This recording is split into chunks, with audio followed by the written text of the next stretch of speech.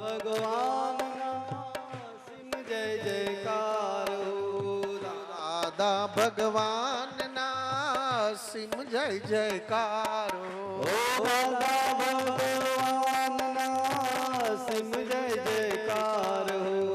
દાદા ભગવાનના સિમ જય જયકારો. દાદા ભગવાનના સિમ જય જયકારો. દાદા ભગવાનના અસીમ જય જયકારો. દાદા ભગવાનના સિમ જય જયકારો. દાદા ભગવાનના અસીમ જય જયકારો. દાદા ભગવાનના સિમ જય જયકારો. ભગવાનના અસીમ જય જયકારો. સિમ જય જયકારો. દાદા ભગવાનના સિમ જય જયકારો.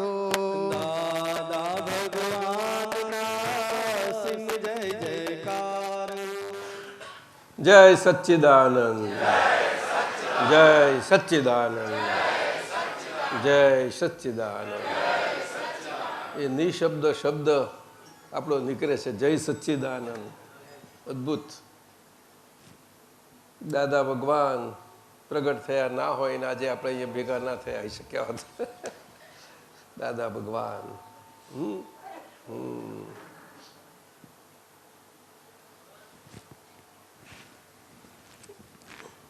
અદ્ભુત. શરીર સાથે અને શરીરના પૂરા વ્યવહારમાં, શરીરને શરીરના વ્યવહારને જીવનની કોઈ પણ વિશેષતાઓ વગર અદ્ભુત સ્વરૂપે બધાને દર્શન પ્રાપ્ત થયા દાદા ભગવાનના. અને આજે એક એકના દિલમાં આખું ટેપરૂડ જેવું આખું સુંદર રીતે કામ કર્યા કરે છે આપણા કારણ સ્વરૂપમાં, કારણ ભાગમાં, અને પ્રત્યક્ષ થાય પાછું. બહુ સુંદર છે. તો સુધીરભાઈ સાહેબ આજે તો આ બધું જરા 5-6 આવી છે ચિઠ્ઠીઓ, અને એમાં એક આ મોટી છે આપણી જોધપુરથી. એ લઈએ કે સત્સંગ આપણે? લઈએ સાહેબ? આપતો ઉતરે. આવો જય મેશાજી, ખૂબ આશીર્વાદ. આમાં જોધપુરથી अपनी सुनीता जी, ललित जी की गुरु जी वो पूछती है, दादाजी हृदय से चरण वंदन, सुनीता का सपरिवार जय सच्चिदानंद. दादाजी इस बार महाप्रकाश पर्व में आज्ञा में निहित शुद्ध प्रेम और वात्सल्य के दर्शन हुए. आज्ञा ही धर्म, आज्ञा ही तप, इसमें भी ज्ञानी पुरुष का ही हृदय वत्सल निखालस परम कल्याण समर्पण ही समाया है. ऐसा अनुभव हुआ.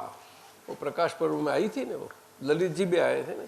हाँ, तो पूछते हैं, दादाजी क्या आज्ञा ही अहंकार के स्वच्छंद संचालन को विलय कर सकता है?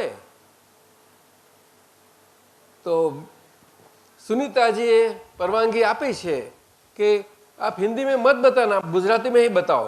अभी तो गुजराती सबको भाग गई है सब कुछ. तो सुनीता जी, आज्ञा એ 2 અક્ષરનો શબ્દ છે સાદો, પણ લૌકિક શું? અલૌકિક છે માટે લૌકિક છે, અને લૌકિક છે ત્યાં અલૌકિક હોવું જ ઘટે. અને એટલા માટે આજ્ઞા શબ્દ અત્યંત મહત્વ ધરાવે છે. એમાં લૌકિકમાં આજ્ઞા શબ્દ વ્યવહારમાં તો વપરાય જ, કારણ કે ભગવાનની હાજરી વગર વ્યવહાર જ નથી, અને ભગવાનની હાજરી ના હોય તો વ્યવહારની હાજરી ના હોય, અને વ્યવહારની હાજર હોય ત્યાં ભગવાન હોય જ. ખરું કે નહીં? તો સીધી વાત છે. પરંતુ આપણા સાંપ્રદાયિક દ્રષ્ટિના બધા ધર્મોના પ્રમાણોમાં બધે આખા ભારતમાં આ જ આજ્ઞા શબ્દ આજ્ઞા સ્વરૂપે જરૂર પ્રયોગાય છે, પરંતુ હકીકતમાં એ આદેશ સ્વરૂપે હોય છે, આદેશ. અને આદેશ પણ જેમનાથી ઉપદેશ બહુ સારા પ્રમાણમાં પોતે જ પોતાને અંદર જીવનના અંદરના બધા પ્રકારોમાં સમજાયો હોય ત્યારે એ ઉપદેશ રહેલા હોય સ્વયં પોતે, ત્યારે એમનાથી ઉપદેશ પણ અપાય છે ને એમાં આદેશ પણ અપાય છે, આદેશ. અને એને આજ્ઞા તરીકે સમજાયો છે. એટલે આજ્ઞા ધર્મ તો લૌકિકમાં પણ એટલો મહત્વનો છે, તેમજ અલૌકિકમાં તો મુખ્ય છે. એટલે અલૌકિકમાં આજ્ઞા શબ્દ યથાર્થપણે એક્ઝેક્ટ છે. એટલે અહંકાર કે स्वच्छंद संचालन को तो आदेश लौकिक में और आज्ञा अलौकिक में બંનેમાં એ અહંકારના સ્વારા બધા પ્રમાણોને એ વિલય કરી નાખે છે અને એ અહંકારને બહુ સુંદર રીતે એને ટ્રાન્સફોર્મેશન એનામાં લાવે છે અને રૂપારાપણામાં પરિવર્તિત કરતો જાય છે. બહુ સુંદર છે આજ્ઞા ધર્મ. આદેશ લૌકિકમાં આદેશ હોય તો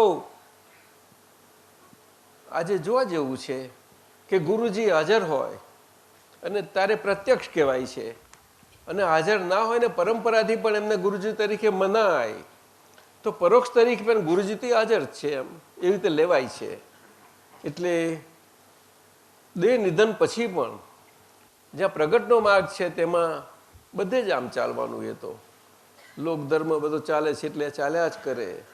શ્રીમદજી ગયા કેટલી એમને પાને આખા એમના બધા પત્રોમાં જ્યાં ત્યાં કહ્યું કે અમે છીએ તો અમે અમૃતની સચોડી નારિયેળી છીએ, બીજા રામ છીએ, મહાવીર છીએ. તો તમે બહુ એમને સુંદર વચનો મૂક્યા છે. અમારા પછી તમે છબીઓ મૂકશો, મૂર્તિઓ કશું કામ ના આપે. પ્રત્યક્ષ પ્રગટ તો એમાં આજ્ઞા સંબંધી તો અલૌકિકમાં આજ્ઞા ધર્મ આપણને પ્રાપ્ત થયો છે.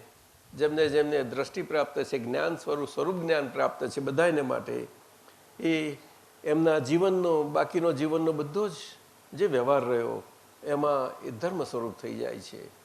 અને એ જીવન વ્યવહારમાં ધર્મ સ્વરૂપ રહેવા માટે આપણને અંતરમાં બધા તપ સ્વરૂપ રખાવે એવા બધા અંતરને બધા પરિમાણો હોય ને એમાં બધા આપણને અસરો આપણે અનુભવીએ છીએ. એ બધામાં એ વિના કષ્ટે બહુ સુંદર અંતઃકરણના તપમાં રાખે છે આજ્ઞા ધર્મ. જો આજ્ઞા એ જ ધર્મ, એ આપણો જીવનનો મંત્ર, એટલે એક નંબરની ફાઇલનો મંત્ર અને સૂત્ર બની જાય છે આપણું.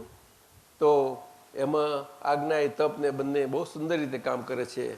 આપણી પાંચ આજ્ઞાઓથી જીવન જીવવામાં જ્યાં જ્યાં કઠિનાઈઓ લાગે બધામાં એ ધીમે ધીમે આપણને એમાંથી સરળતા થાય છે. એટલે વિલીન થાય જ. તો પરંતુ અલૌકિકમાં સ્વચ્છંદ શબ્દ નથી હોતો, પરંતુ એક ચેતવણી સ્વરૂપે હોય છે, બીજું કશું નહીં. એટલે આજ્ઞા ધર્મમાં આજ્ઞા ચૂકાય બે દ્રષ્ટિ છે. બે દ્રષ્ટિ જેમ આજ્ઞાથી આજ્ઞા કરીને પછી એ જ પ્રમાણે રહ્યા કરતી હોય, એમાં કંઈ ફેરફાર ના થાય કોઈ પણ પ્રકારનો. અને થતાની સાથે ખબર પડે, પછી પણ પડે, ગમે ત્યારે પડે તો તરત જ એ કરેક્શન કરી જ લેવું જોઈએ આપણે. એટલે આજ્ઞા ધર્મમાં પ્રતિક્રમણ પણ મુકાઈ ગયું છે. આપણે જ આપણી ભૂલ જે તો આપણાથી સ્વીકારાઈ જાય છે. એટલે આપણા જ અંદરના દાદા ભગવાન શુદ્ધાત્મા ભગવાન આગળ અને આપણે જ અંદરથી શિષ્ય ભાવે અંદરના આપણી દાદા ભગવાન શુદ્ધાત્મા સ્વરૂપ ત્યાં આગળ જે ગુરુ એટલે જ્ઞાની સદગુરુ તરીકેનું પદ આપણામાં પ્રાપ્ત થયું છે, એમાં આપણાથી સ્વીકારીને એમની માફી પણ માગી લઈએ છીએ. શિષ્ય ભાવ અને શિષ્ય વૃત્તિ આપણામાં ના હોય તો માફી માગવી બહુ મુશ્કેલ છે. માફી માગવી સહેલી નથી. અને માફી માગવી એટલે આપણા જૈન દર્શનમાં કહેવાય છે કે વિશ્વના સર્વ જીવો અમને શું કહે છે, અમને ખમાવજો અને અમે તમને ખમાવીએ છીએ. પાછા સામે કહેવું પડે છે. બે પક્ષ છે. એકાદ હા, એટલે એક પક્ષે નથી હોતું, બંને પક્ષે હોય છે. એમ કહેવાનો મતલબ. बीजू दादाजी अक्रम विज्ञान में बिना किसी नियम या रूल्स के ज्ञानी पुरुष ने 5 आज्ञा ही अर्पित की है। यह महात्मा पद की किस जिम्मेदारी की और संकेत करता है, उसकी गुह्यता को समझाइए। सुनीता जी, दादा भगवान और दादा भगवान को જે મળ્યા એમને એ બધાને એમને કોઈએ એમ નથી કહ્યું કે તમે અપાત્ર છો, તમને આમ ના છે તેમ છે, એવું કશું કહ્યું જ નથી. એમને સમજાયું કે મારી જે કલ્યાણ ભાવના હતી એ ભાવનામાં આ રૂપકમાં આવ્યું છે બધું, તો મારી પાસે આવ્યો એ પાત્રવાન જીવ છે. બધા જ આવ્યા તે પછી ગમે તેવો આખા જગતના બધા પાપો કરીને આવ્યો હોય તોય મારી આગળ પણ પડ્યો હોય નીચે અને કહે કે હું આમ છું તેમ છું, દાદા મારું આખું કલ્યાણ કરો, મારું કંઈ નિવેડો લાવો કહે, એટલો અમે તરત જ એને ગમે તે હોય તો પણ આ થાય છે. દાદા ભગવાનનું રાધેશ્યામભાઈ ભગવાન સંબંધી કેટલું સુંદર વિધાન છે કે વ્યવહારમાં આપણને બધાને બધું થવાનો હક છે, બધું થવાનો હક છે, તો કે ભગવાન થવાનો હક નથી. ત્યારે આ વાતમાં એ બધા વિધાનો જો આપણે વિજ્ઞાનના પ્રકાશે કરીને આવે ને, આજના જીવનના કળિયુગના જીવનમાં એને બહુ પ્રકાશ નાખે, બહુ સુંદર નાખે. એટલે અક્રમ વિજ્ઞાનમાં મહાત્માઓને જે આજ્ઞા મળે છે, એ મહાત્માઓને આજ્ઞા મળે છે તે દાદાએ એની જવાબદારી એમના શિરે સ્વીકારી છે, જ્ઞાની પુરુષે. એટલે આપણી મુક્તિ અખંડ રહે અને આપણો મોક્ષ સાબુત રહે એની જવાબદારી સ્વીકારી છે. જો તું મારી આજ્ઞા પાળે તો. હવે એને કન્ડિશન ના કહેવાય, એને કન્ડિશન ના કહેવાય, કારણ કે જવાબદારી સ્વીકારી છે. એને કન્ડિશન કેમ નહીં કરી કહેશો તમે? તમારી બધી જવાબદારી માથે લે છે. તું ખાલી એટલું રાખજે કે મારે પાળવી છે, બીજું કશું નહીં, તારે પાળવાની નથી ત્યાં સુધી પાછું કહી દીધું. પણ દિલમાં રાખજે તારા છે. દાદાએ તો બધાને નાના શું બધા મોટા બધાને એવા સુંદર રીતે અદ્ભુત રીતે શિવના પિતૃ પ્રેમથી અને માતાના અદ્ભુત પરમ વાત્સલ્યથી બધાને પોષ્યા છે, પુષ્કર પોષ્યા છે, એમને ગજબના પોષ્યા છે. અને એ જ બીજ આપણા બધામાં નાખ્યા, એ જ બીજ આપણામાં નાખ્યા, જે પ્રેમપૂર્વક આપણે બધાને સિંચ્યા. એમાં આપણું જ બીજ આપણું આખું ફલિત થતું થતું એવું આવે તે હવે આપણે સંઘમાં મહાત્માઓની એટલી જ આમાં જવાબદારી રહે છે આજ્ઞા ધર્મમાં કે પોતે આજ્ઞા ધર્મે કરીને પોતાના જીવનમાં રહેતા પોતે બધાને માટે, અરસપરસને માટે, મહાત્માનો માટે તો ખાસ, મહાત્માઓ માટે એકબીજા માટે, એમાં એનું મહાત્મા પદ એને કોઈને બતાવવા સમજાવવા કશું કરવા ના જવું પડે. બીજા મહાત્મા એકબીજાને આદાન પ્રદાન થઈ જાય, સહેજાસહેજ થઈ જાય. એ જવાબદારી બની જાય છે, કારણ કે પોતે પોતાની ફાઇલ નંબર 1 થી ફાઇલ નંબર 1 સ્વરૂપે જીવવાનું છે અને એના માટે એને આજ્ઞા આપવામાં આવી. આ બહુ મોટી કરી. એટલે દાદાએ કંઈ ઘણી વખત એને તમે વ્યંગ કહો તો વ્યંગ અને ફેંકાબાજી કહો ફેંકાબાજી, પણ મારે કહેવાય છે કે શું દાદાએ આપણને છેતર્યા છે? ના ના ના, આખા સારા જીવન દરમિયાન છેતરાઈ અને એમનો અર્ક નીકળ્યો, આખો અર્ક આપી દીધો. પણ અર્ક સચવાવું સહેલું નથી ને, એટલે આજ્ઞા. અને આપણે જોઈએ તો આનાથી કેટલું સહેલું કરી શકે આજ્ઞાનું આ જીવન. આપણું કહો શીખણોર સાહેબ આપ જ કહો, ચાલો આપણે કહીએ. અને દાદા ત્યાં સુધી કહેતા પહેલી 2 આજ્ઞા સમજાઈ ગઈ ને, તો બધા ત્રીજી આજ્ઞા સમજાઈ ગઈ, કઈ બોલાવે પાછા, વાંધો નહીં ને, કઈ બરોબર ચાલ જવું. ચોથી સમજાય મને કહેતો રહેજે, ના સમજાય તો મને પૂછવું, એનાથી હજુ વધારે સહેલી કરી આલીશ.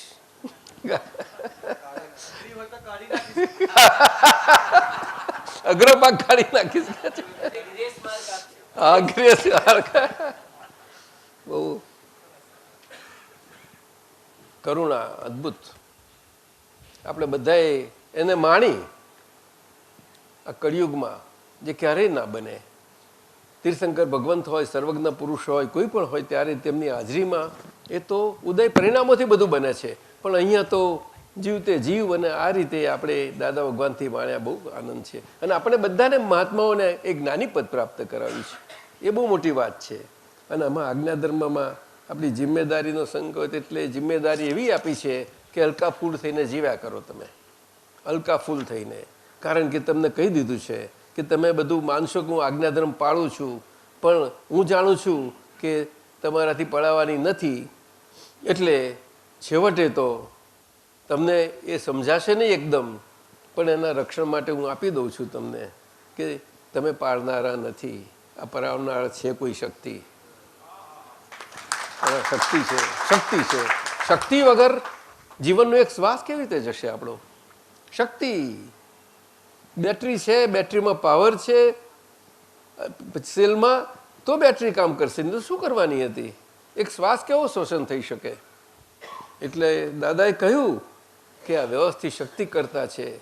5 આજ્ઞામાં ફલક્રમ જેવી મૂકી, પિવોટલ આખી, એ તમારા માટે કે આ અમારો અનુભવ પ્રમાણ તમને આજ્ઞા પ્રમાણથી એક તમારા રક્ષણ માટે આપીએ છીએ કે આ 2 દ્રષ્ટિઓ તમે સાચવી જાણો. પરંતુ તમારે તમારો જીવન વ્યવહાર બાકી રહ્યો છે, એટલા માટે એ રસ્તો આપી દઈએ છીએ, તમે લઈ લો. જુઓ કે હવે સંભાવે નિકાલ, ફાઇલોનો સંભાળ નિકાલ કરજો. ભૂલે ચૂકે પણ વ્યવસ્થિત શક્તિ કરતા છે ને એટલી બધી રીતે ના લઈ જશો કે ફાઇલોનો સંભાળ નિકાલે વ્યવસ્થિત શક્તિ કરાવશે, એટલું ના લઈ જશો કે છે એ સ્ટેજે ના જશો તમે એટલું. એટલે તમને એ ચેતવ્યા કરશે સતત. પ્રજ્ઞા તો છે જ, પણ પ્રજ્ઞા ચેતવે છે એ પાછું એ સૂક્ષ્મ એ કરીને આ બધું સમજવું એટલું એ નથી. જય સચ્ચિદાનંદ. આવો ઇન્દ્રિયાબેન. એટલે જમે એટલે જવાબદારી આપણને આપી છે દાદાએ, આપણે હલકા ને હલકા ફૂલ રહ્યા કરીએ અને કોઈ બોજો ના લાગે. અને જો આ ના હોત તો આપણને વ્યવહારમાં દરેકને થાત કે ભાઈ આપણે તો જવાબદાર ખરા ને બધી રીતે, આપણે જવાબદારી ખરીને છોકરાઓને જોવાનું આપણી જ જવાબદારી ને. છોકરાઓ ગમે તે કરે, પણ મા બાપ છે શું કરીએ, આપણી જવાબદારી કહે છે. એટલે બધા વ્યવહારના દરેક પહેલુંમાં આવું આ પ્રમાણે રહ્યા કરે. તે પછી અમને આ શરીરથી અનુભવથી સમજાયું પાઠક સાહેબ, રાજેશભાઈ સાહેબ, કે દાદાએ અદ્ભુત કહ્યું. આ શરીર 50 વર્ષથી બધા વ્યવહારોમાંથી પસાર થતા થતા આવ્યું, અને ત્યાં પહેલાં એ તો ક્ષણે ક્ષણે રહ્યા કરે કે દાદા ભગવાન હોત નહીં તો અત્યારે આપણી શું હાલત હોત, શું હાલત હોત આપણી. પરંતુ એમાં ઘણી બધી વ્યવહારની અવસ્થાઓ આવી, ઘણી બધી. બધામાં લાગ્યું કે જે ભારરૂપ લાગતું હતું હલકું લાગે છે, હલકું ફૂલ લાગે છે. જે જવાબદારી કોઈ દિવસ ભારે હોતી જ નથી, પરંતુ વ્યવહારમાં પણ ફરજ સ્વરૂપે જવાબદારી કુદરતીપણે આપણે બધાને હોય છે. તે પણ એમાં જીવવામાં આપણને કેવું લાગે છે, એનો ભાર બધાને લાગે છે, ખરી રીતે ભાર હોતો જ નથી જવાબદારીમાં. એટલે અમારા નવીન આનંદજી એમને બહુ ગમી ગયું કે તમે આ કહો છો કે જવાબદારી વાળું જીવન એટલે વજન વગરનું જીવન, એવું કંઈ કહી ગયા, આવું કહેતા હતા. હે શું જવાબદારી? હલકા મલકી વજને કરીને વજન્યાઓ કરીને હોય તો એ જવાબદારી છે. બીજું બધું ભારે, બધું વજન્યા વાળું. એટલે વાણીની બાબતો દાદાએ કેટલું સુંદર કહ્યું છે. વાણીને તોલ છે ને માપ છે, બેવ છે કે છે. એટલે આપણી જીવન શું હા ખમામી સવ્ય જીવા ખમ્યંતુ, મેં એ જ કહું છું. સર્વ ભૂતેષુ વેર, મારાથી કોઈને નથી, જો કંઈ નથી. બરોબર છે, એ તો બહુ પ્રખ્યાત. એટલે સુનીતાજી, આજ્ઞાની જવાબદારી એ તો આપણે પોતાના માટે આજ્ઞાએ કરીને 2 દ્રષ્ટિએ કરીને સારા બધા વ્યવહારમાંથી પસાર થઈ શકીએ. અને આપણા જે ભાઈ કર્મો છે સંચિત બધા થયેલા છે સાથે, એ બધા કર્મો સંભાવ કરીને બધો નિકાલ થઈને ખાલી થતી જાય આપણી દુકાન, અને આપણે હળવા થતા જતા જઈએ. આ જવાબદારી. આગળ કહે છે आपने समझाया कि 1 से 2 होते व्यवस्था की आवश्यकता हो जाती है, तो भिन्न भिन्न प्राकृत गुण एकजुट होकर एक लक्ष्य की ओर निर्वाण पद पर अग्रसर होते हैं, तो वो निष्पक्ष व्यवस्था क्या आज्ञा धर्म ही है? आधार आशय समજાને કી કૃપા કરે. એટલે એમનું કહેવાનો મતલબ એ છે કે આપણે 1 થી 2 થાય એટલે વ્યવસ્થા થઈ જ જાય. લગ્ન ના થયા ત્યાં સુધી એકલો રહે છે, એટલે પણ તો એકલાને પોતાની વ્યવસ્થા રાખવી પડે છે. લગ્ન થાય એટલે વ્યવસ્થા કરવી પડે છે. તો વ્યવહાર તો સમાજને આ પછી તો રાધેશ્યામભાઈ આખા વિશ્વનું યુનિટ વ્યક્તિ એક જ છે ને. પણ એકોહમ રહેવાતું નથી ને, કોઈનાથી નથી, એકલો છે તોય નથી રહેવાતું. બહુ શ્યામ થતો નથી. શું કહે, ક્યાંથી થાય? પછી બધું ઊભું થઈ જાય છે, કારણ કે બધે પોતે ને પોતે જ છે. આ બધું પોતે જ છે. એટલે દાદા ભગવાન બહુ સુંદર સમજાવ્યું એ બાબતમાં, આ પૂતગલની બાબતમાં સમજાવ્યું છે સુનીતાજી, કે પૂતગલ કરે જ છે અને કરવામાંથી પૂતગલ જ છૂટે છે. પરંતુ ક્યારે કે પૂતગલના સ્વરૂપે પૂતગલના સ્વભાવે આપણને સમજાય અને આપણી દ્રષ્ટિમાં આવે તો જ, નહીં તો નહીં.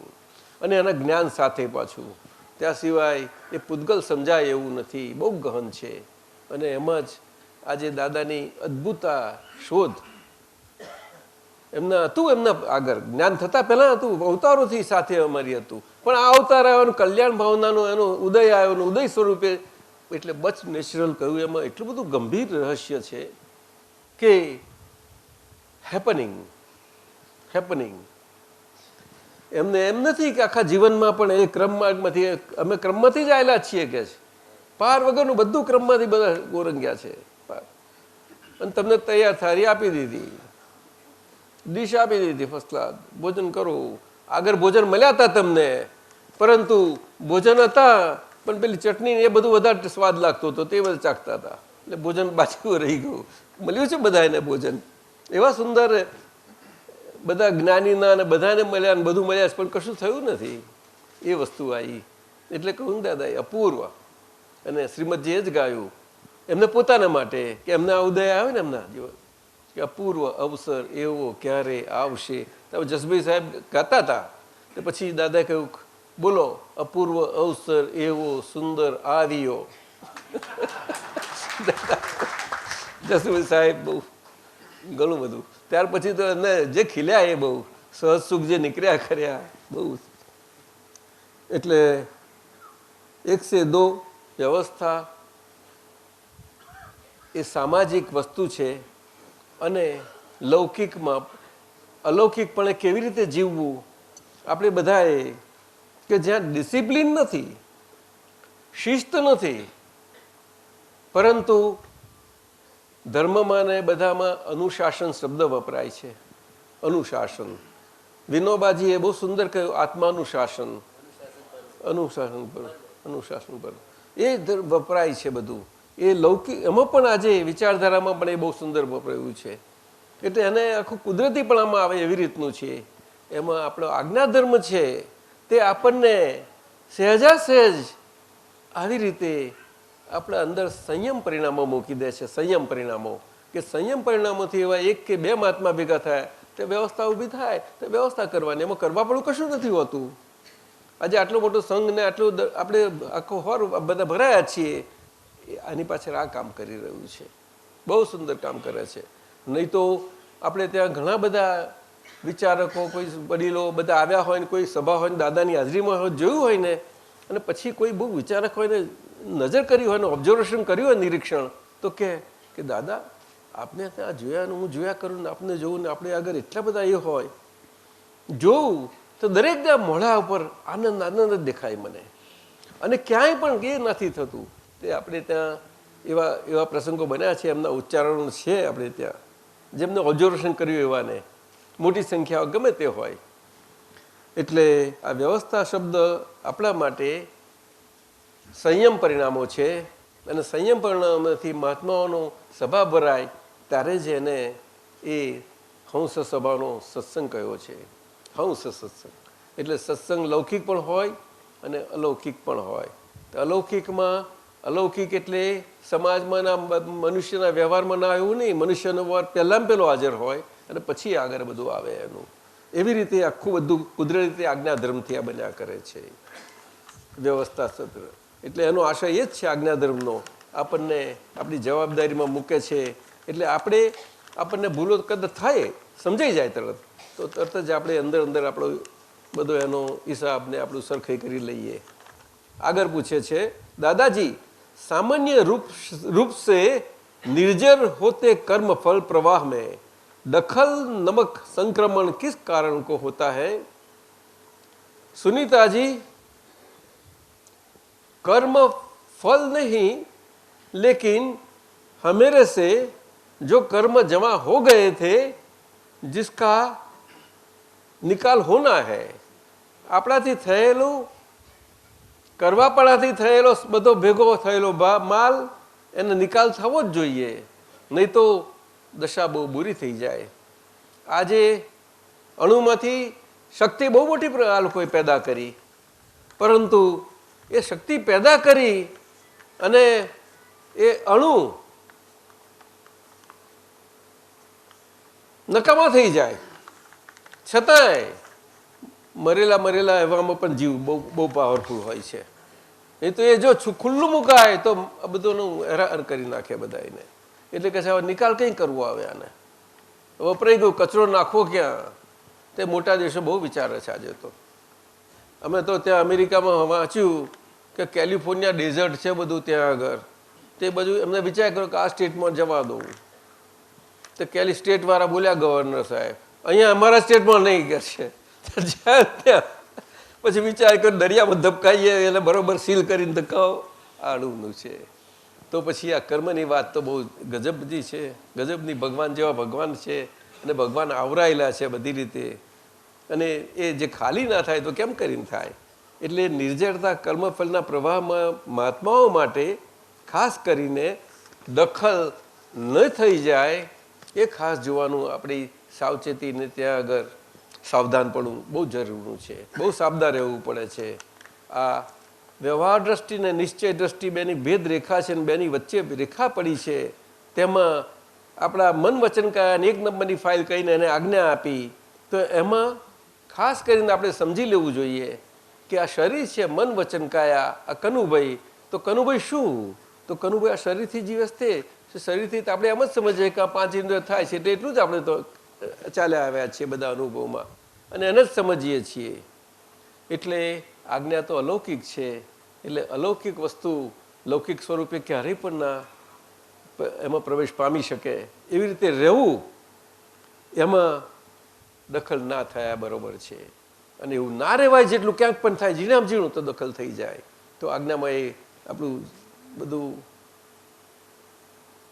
ચ્યુત થવાય છે એમાંથી. આ બહુ ઝીણી વાત છે.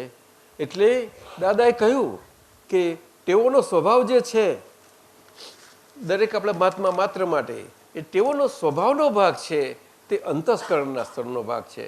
અને અંતઃસ્કરણ આ કાર્યાન્વત આખું શરીર છે બધું, એને ક્રિયાવંત કરનારું એ અંતઃસ્કરણ છે. અંતઃસ્કરણમાં બધું જ ત્યાંથી નિર્જરે છે પહેલું, અને નિર્જરતા વાણીમાં આવીને દેહમાં બધે નિર્જરા કરે છે. પરંતુ એ બધામાં એ અંતઃસ્કરણના લેવલે એક નંબરની ફાઇલ આપણી આજ્ઞાધીન છે.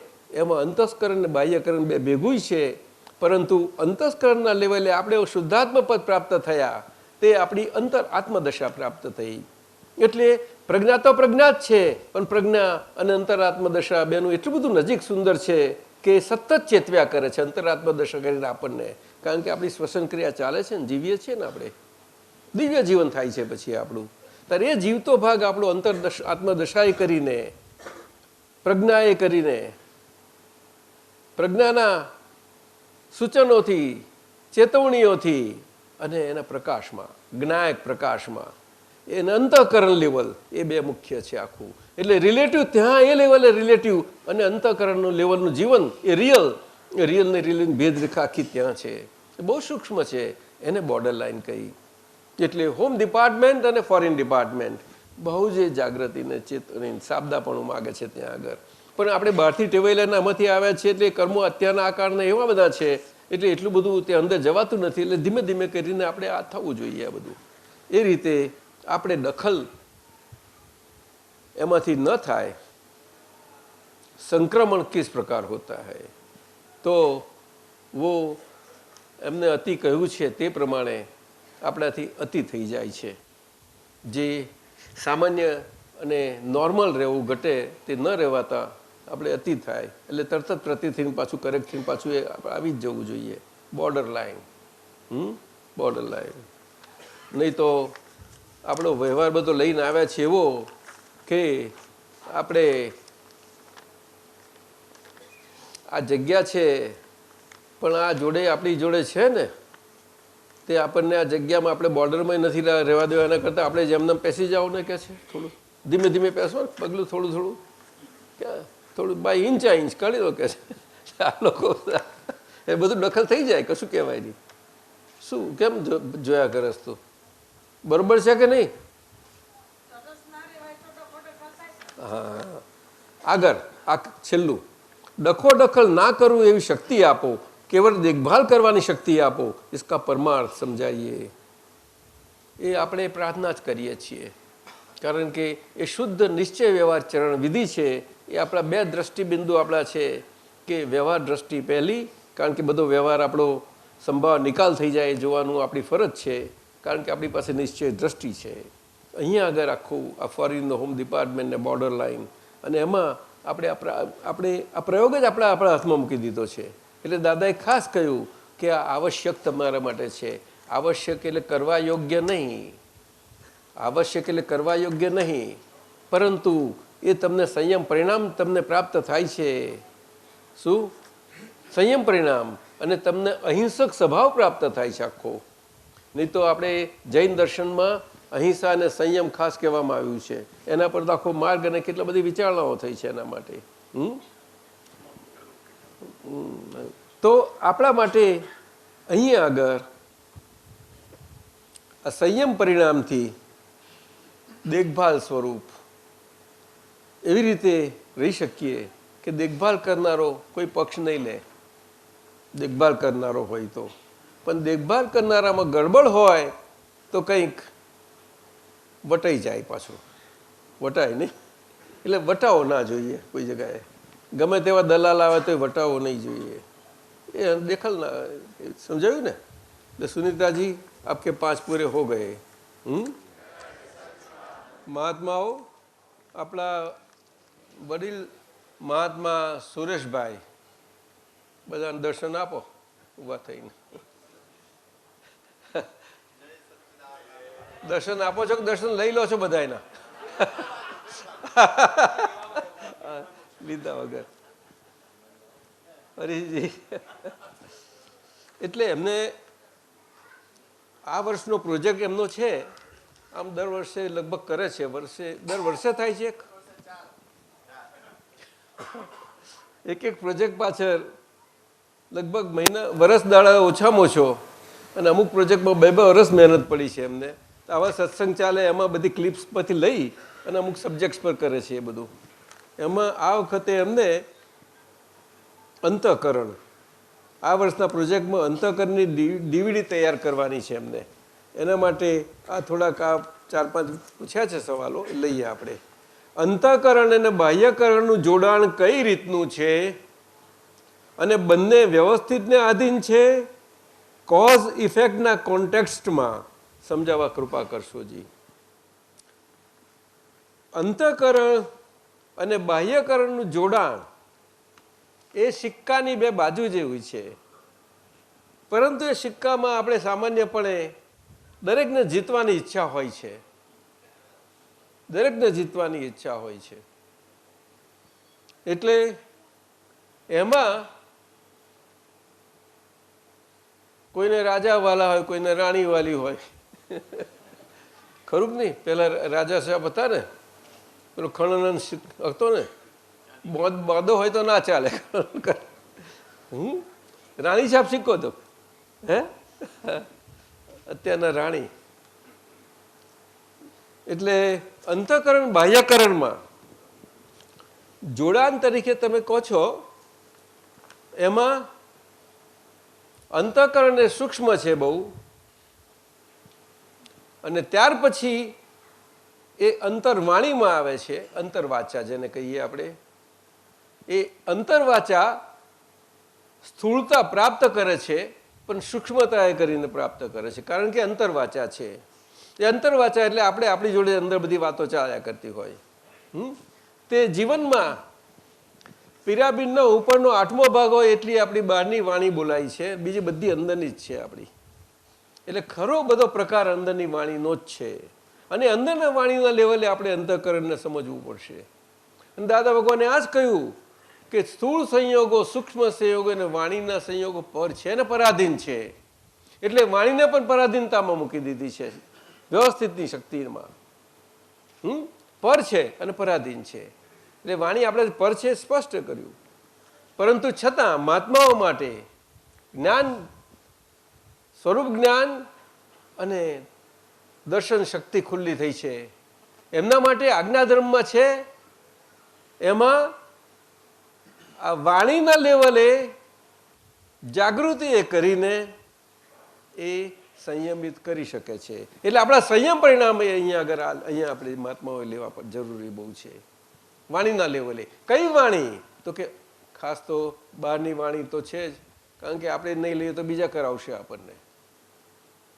કઈ આપણે સીધી વાત છે, એટલે ત્યાં સરખા રહેવું પડે. ના રહીએ તો આપણને ખબર પડે છે કેવું આ શું થાય છે, સમજ્યું? પણ અંદરમાં કોણ કરે? અંદરમાં કોણ કરે? એટલે કરતા માર્ગમાં પણ આ વાણી લેવલ જે અમુક આચાર્યો બહુ ઊંચા સ્ટેજે કહેલા હોય છે, એના માટે પણ આ કહ્યું છે. શ્રીમદજીએ પણ આના પર બહુ એ કહેલું છે. અને દાદા ભગવાન આપણને સ્પષ્ટ કહ્યું કે આપણે શુદ્ધાત્મા પદ એ શબ્દાતીત આપણી દશા છે પ્રાપ્તિની. એના માટે આપણામાં સરખાઈ બધી આવી જાય શુદ્ધાત્મા દ્રષ્ટિએ કરીને. એમાં વાણીના લેવલે આપણે સંયમિતપણે આપણે રહેવું પડે ત્યાં આગળ. એટલે વાણી સંયમિત થઈ શકે છે, વ્યવસ્થિત શક્તિને આધીન છે, છતાં પણ આ એક મોટો અપવાદ સ્વરૂપ બહુ સુંદર કહ્યું છે દાદાએ. બહુ સુંદર વાત કરી છે. કોણ? હા, કોણ? બોલો. કોને? હા, આપણે ઓપ્થેલ્મોલોજિસ્ટ. એવું છે કે સંભાવ નિકાલ બરોબર છે, પરંતુ ત્યાં જાગૃતિ જોઈશે. એટલે એની સામે આપણે શુદ્ધાત્મા છીએ તો પ્રજ્ઞા શક્તિએ કરીને, અંતરાત્મા દશાએ કરીને એની સામે એના પ્રતિપક્ષી વાણીથી રહેવું જ પડશે. આપણે એ આપણો પોતાના એ પ્રયોગમાંથી નીકળવું પડશે. સમજાય છે? બરાબર. એટલે અંદરની એ પ્રયોગ છે આપણો પોતાનો. એટલે ત્યાં શુદ્ધ ઉપયોગ છે ને પ્રયોગ ને બધા બહુ પ્રયોગો મૂકવા પડે આવા જાત જાતના. પણ એકદમ થાય એવું નથી એ. પણ એવું નક્કી કરીએ આપણે તો બધું થઈ શકે.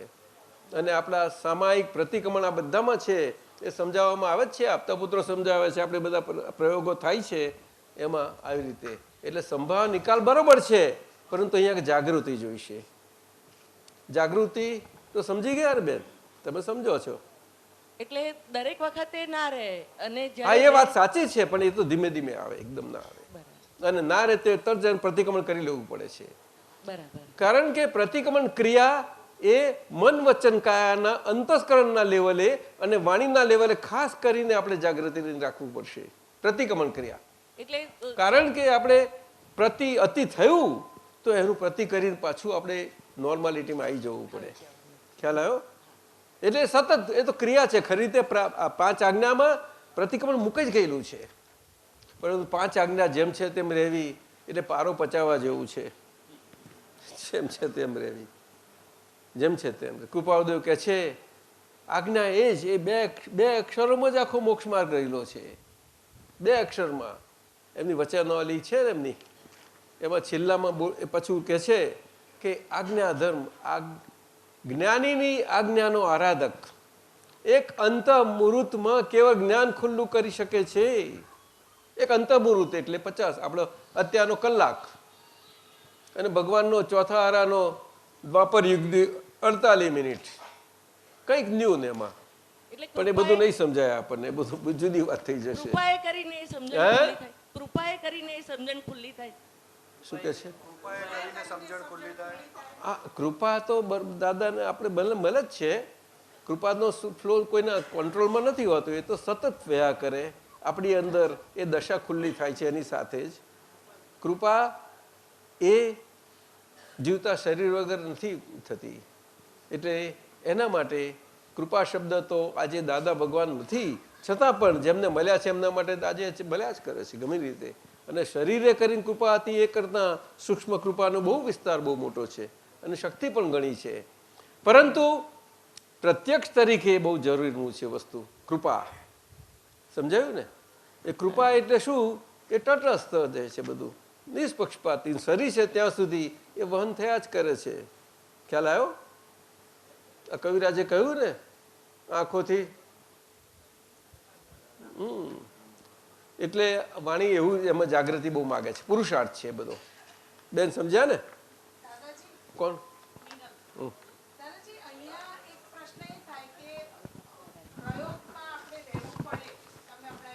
આ જ્ઞાન વિધિ નિશ્ચય વ્યવહાર છે ને, પ્રયોગ જ આપ્યો છે આપણા હાથમાં. એ તો ભેદ વિજ્ઞાનનો પ્રયોગ થયો ને પ્રાપ્તિ થઈ, પણ પ્રાપ્તિ થઈ પછી પ્રાપ્ત થયેલું આપણે પાકું કરી લેવું જોઈશે ને આપણે. તો દાદાજી સમયાંતરે વારંવાર અંદરથી જે ચેતે અને મિનલની તટસ્થતા ને તટસ્થ રાખવા માટે જે ચેત્યા કરે છે, એ તો દાદાજી ઓટોમેટિક પ્રોસેસ થાય છે. એ ઓટોમેટિક ખરો, પ્રજ્ઞા છે, જરૂર પ્રજ્ઞા છે, પણ આપણાથી બોલાય નહીં ઓટોમેટિક.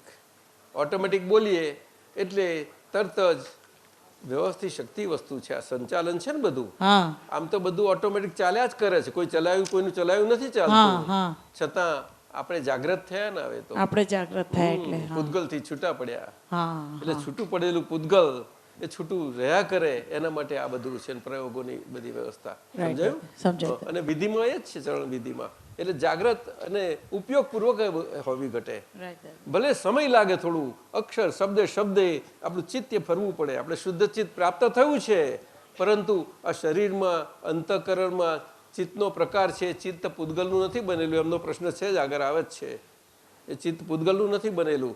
ચિત્ત એક દશા છે, અવસ્થા છે એક જાતની. એટલે જે અવસ્થામાં આપણે ઝડપાઈ ગયેલા હતા એ અવસ્થા, આપણી ભટકતી અવસ્થા આજે ખાલી થતી રહી છે. એ આપણું ભટકણ બધું જમા થઈ ગયેલું એના શરીરમાં છે, એ આજે ખાલી થાય છે. એટલે આપણે કરીએ તો કે મને હું બહાર જાય છે, ઘણા લોકો કે મન જાય છે. મન તો દાદાએ બહુ સરસ સમજાવ્યું, મન કોઈ દિવસ ક્યાંય જાય નહીં, એ તો એક જ જગ્યાએ સ્ટેશનરી છે. પરંતુ ચિત્ત શરીરમાં પણ ગમે ત્યાં અને બહાર બધે થઈ શકે. એ પેલું ભરાઈ ગયેલું ચિત્ત છે, ખાલી થતો ભાગ. એટલે આપણે આ ખાલી ડિસ્ચાર્જ વાત રહી ને, હવે ડિસ્ચાર્જ ભાગમાં એ ડિસ્ચાર્જ આખો સરખી રીતે થઈ જાય અને એ ન્યુટ્રલ થઈ જાય, એવી રીતે આપણે રહેવાનું છે. સંભાવ નિકાલ એવી રીતે એમાં આવ્યું. સમજાયું ને? ઋણાનુબંધ સંબંધો કયા ને, અને સંબંધો મુખ્ય છે આખું. સમજાયું? હવે સંબંધો ક્યારે હોય તો કે આપણને પ્રાથમિક બેઝિક સંબંધ એ આપણને એસ્ટાબ્લિશ આપણો ના થાય ત્યાં સુધી આ સંબંધોની દુનિયામાં સંબંધોમાં સંભાવ નિકાલ રહેવું એટલું સહેલું નથી. પણ આ તો એટલું ઇઝી કરી નાખ્યું છે દાદા ભગવાને કે આપણે જ આપણો સંબંધ છે પહેલા. એટલે એક નંબર આપી દીધો એમને, એક નંબર આપ્યો.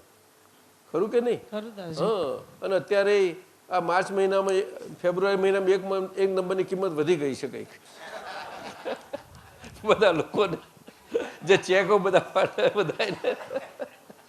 હે કેમ હસ્યા? સમજી કે નહીં? કિંમત એની છે. એ સંબંધ છે તો બીજા સંબંધો જ નહીં તો સંબંધો આ ક્યાંથી? મૂળ સંબંધ આ કોઈ દિવસ બન્યું નથી. પડોશી સંબંધ. શું બાકી લૌકિક ધર્મોમાં પડોશી એટલે પરોક્ષ રીતે પડોશી સમજાવ્યું છે, અહીં તો પ્રત્યક્ષપણે. તે હવે પ્રત્યક્ષતા આજ્ઞા ધર્મથી આપણી જોડે, આપણા જ પડોશી જોડે આપણને થાય. સમજાયું ને? એટલે આપણા જ પડોશી આપણા શુદ્ધાત્મા ભગવાનની સ્થિરતા કરીને ત્યાં આગળ એ થઈ જાય. એટલે એને શુદ્ધાત્મા ભગવાનનું આપણું પ્રત્યક્ષપણું એમને થાય ત્યારે તો શરીર મારફતે બધું કામ કરે. ખ્યાલ આવ્યો તમને? એટલે આજ્ઞાધર્મ આમ પરોક્ષ કહેવાય, પણ એ પરોક્ષ આજ્ઞાધર્મથી આપણે જે પામ્યા છે પ્રગટ, એને પ્રત્યક્ષપણે આપણે આપણા માટે જ કરી લેવાનું. અને ત્યાં આગળ શ્રીમદજીએ સહજ આત્મ સ્વરૂપ પરમગુરુ મંત્ર આપ્યો છે. સહજાત્મ સ્વરૂપ પરમ ગુરુ, અને બધાને એ મંત્ર જપાતો. લઘુરાજ સ્વામી હતા ત્યાર પછી એ 5 સાધનો હતા ને એ બધા આપતા હતા. 3 સાધનો હતા એમના મુખ્ય, અને બધાને ત્યાં સુધી કહ્યું, એમના બ્રહ્મચારીજીને આપીને ગયા તોય કહ્યું તમારે આ ધર્મ આપો. એને ધર્મ કયો છે, સમજાયું? એ પ્રગટનો ચાલ્યા કરો. એવું આપણને 5 આજ્ઞા. પણ 5 આજ્ઞા દ્રષ્ટિ પામેલા એટલા બધા માટે, એ 5 આજ્ઞા બુદ્ધિથી સમજી શકાય એવી છે બહુ સારી રીતે, પણ આ કાળમાં એવી બુદ્ધિ બહુ ઓછી છે. પણ જેમની પાસે છે એને પ્રકાશમાં લાવે તો આજે બુદ્ધિશાળી વર્ગને બહુ જ કામ કરે એવી છે, સારી રીતે કામ કરી શકે છે. સમજાય છે? કારણ કે એમાંથી આપણી વિપરીતતા, એમાં થોડું વિપરીતતાની અસરો ઓછી થતી જતી જાય, અને બધાને પોતાની રીતે સમજાયને બુદ્ધિ સરસ કામ કરે. સમ્યક બુદ્ધિના અંશો પેદા કરે છે. તો સમજાડે બધા એમાં વિચારે કે બધી રીતે કરીને, સમજાયું?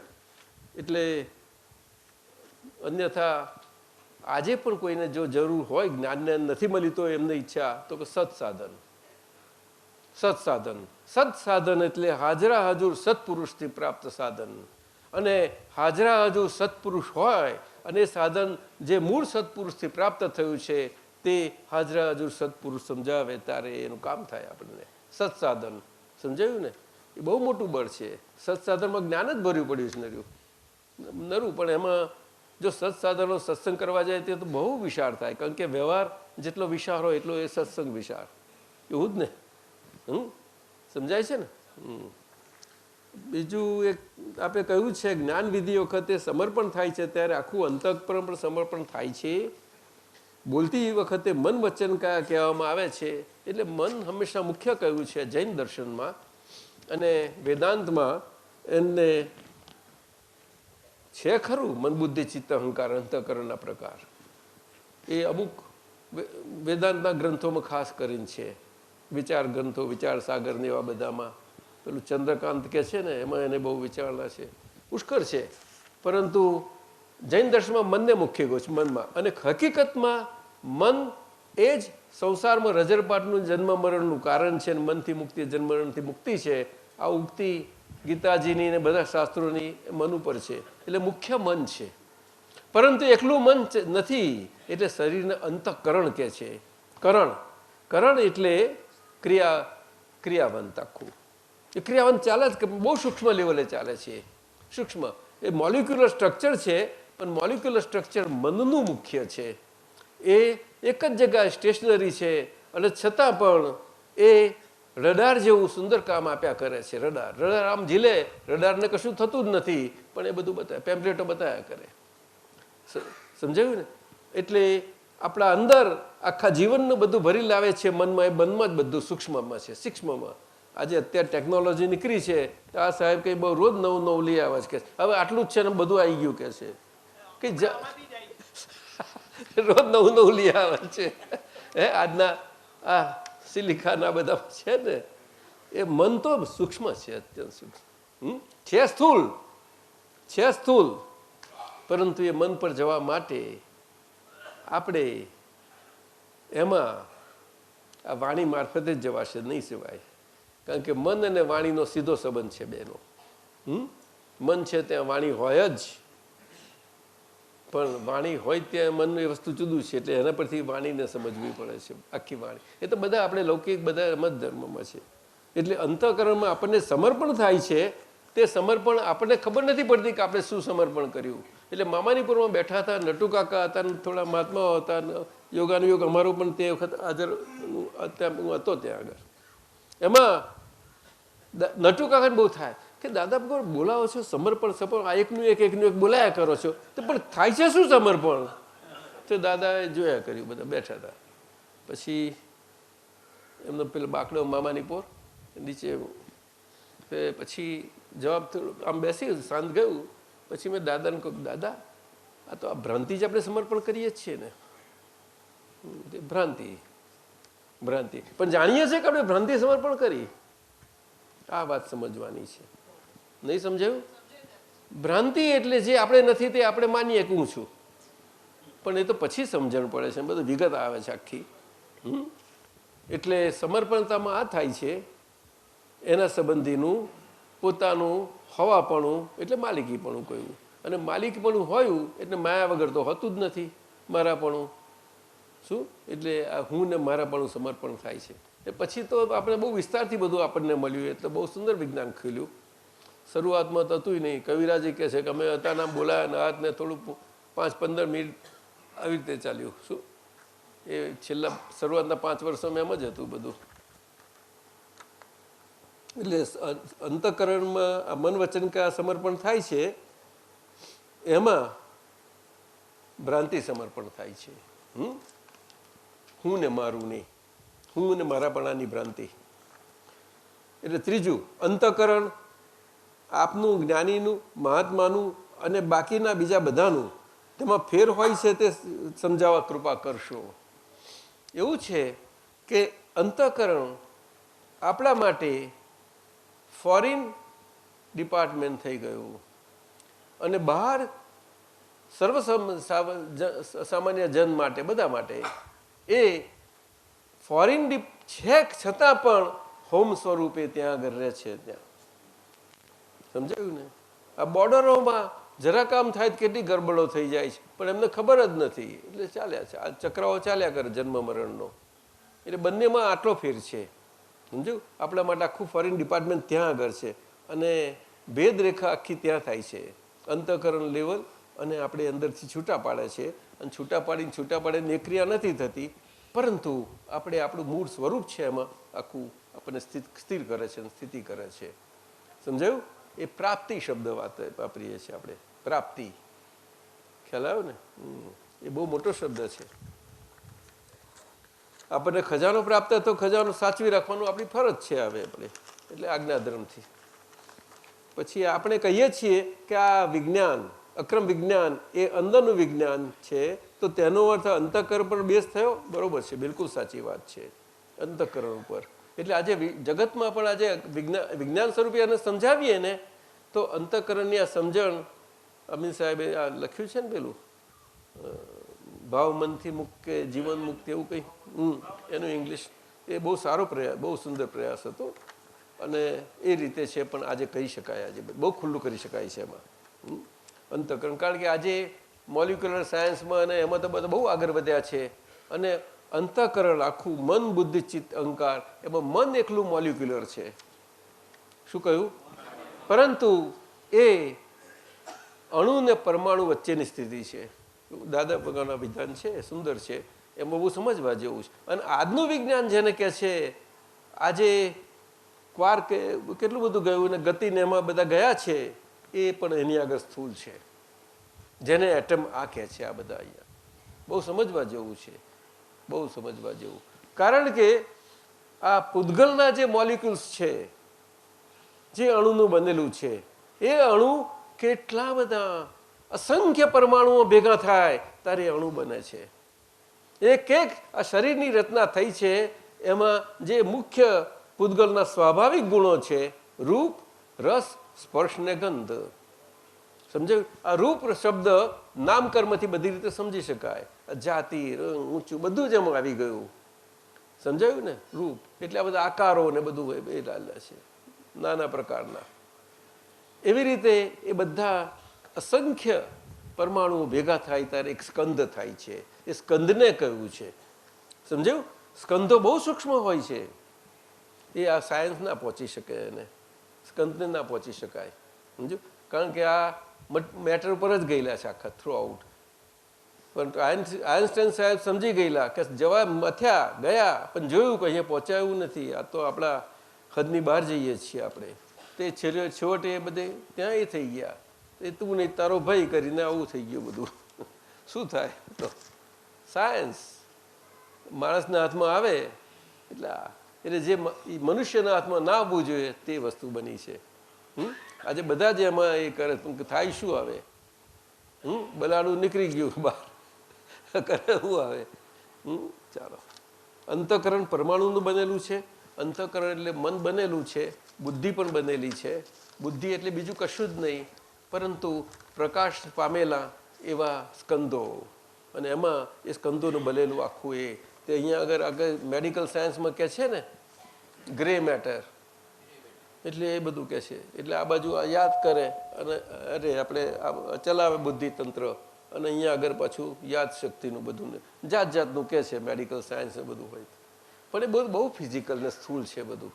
શું બહુ સ્થૂળ છે. આપણા ઋષિ મુનિઓ તપસ્વીઓ અત્યારે જે બ્રહ્મને એની આરાધનામાં પડેલા, તે શરીર તો એક સાધન તરીકે જ લીધું, પણ એને સમજવા માટે એને સમજવામાં એને સરખું સાધન રહે એના માટે બહુ માત્ર એમાંથી આ બીજા બધા વિજ્ઞાનો વિદ્યાઓ નીકળી. આખી ઔષધ જ્ઞાને એમાંથી નીકળ્યું.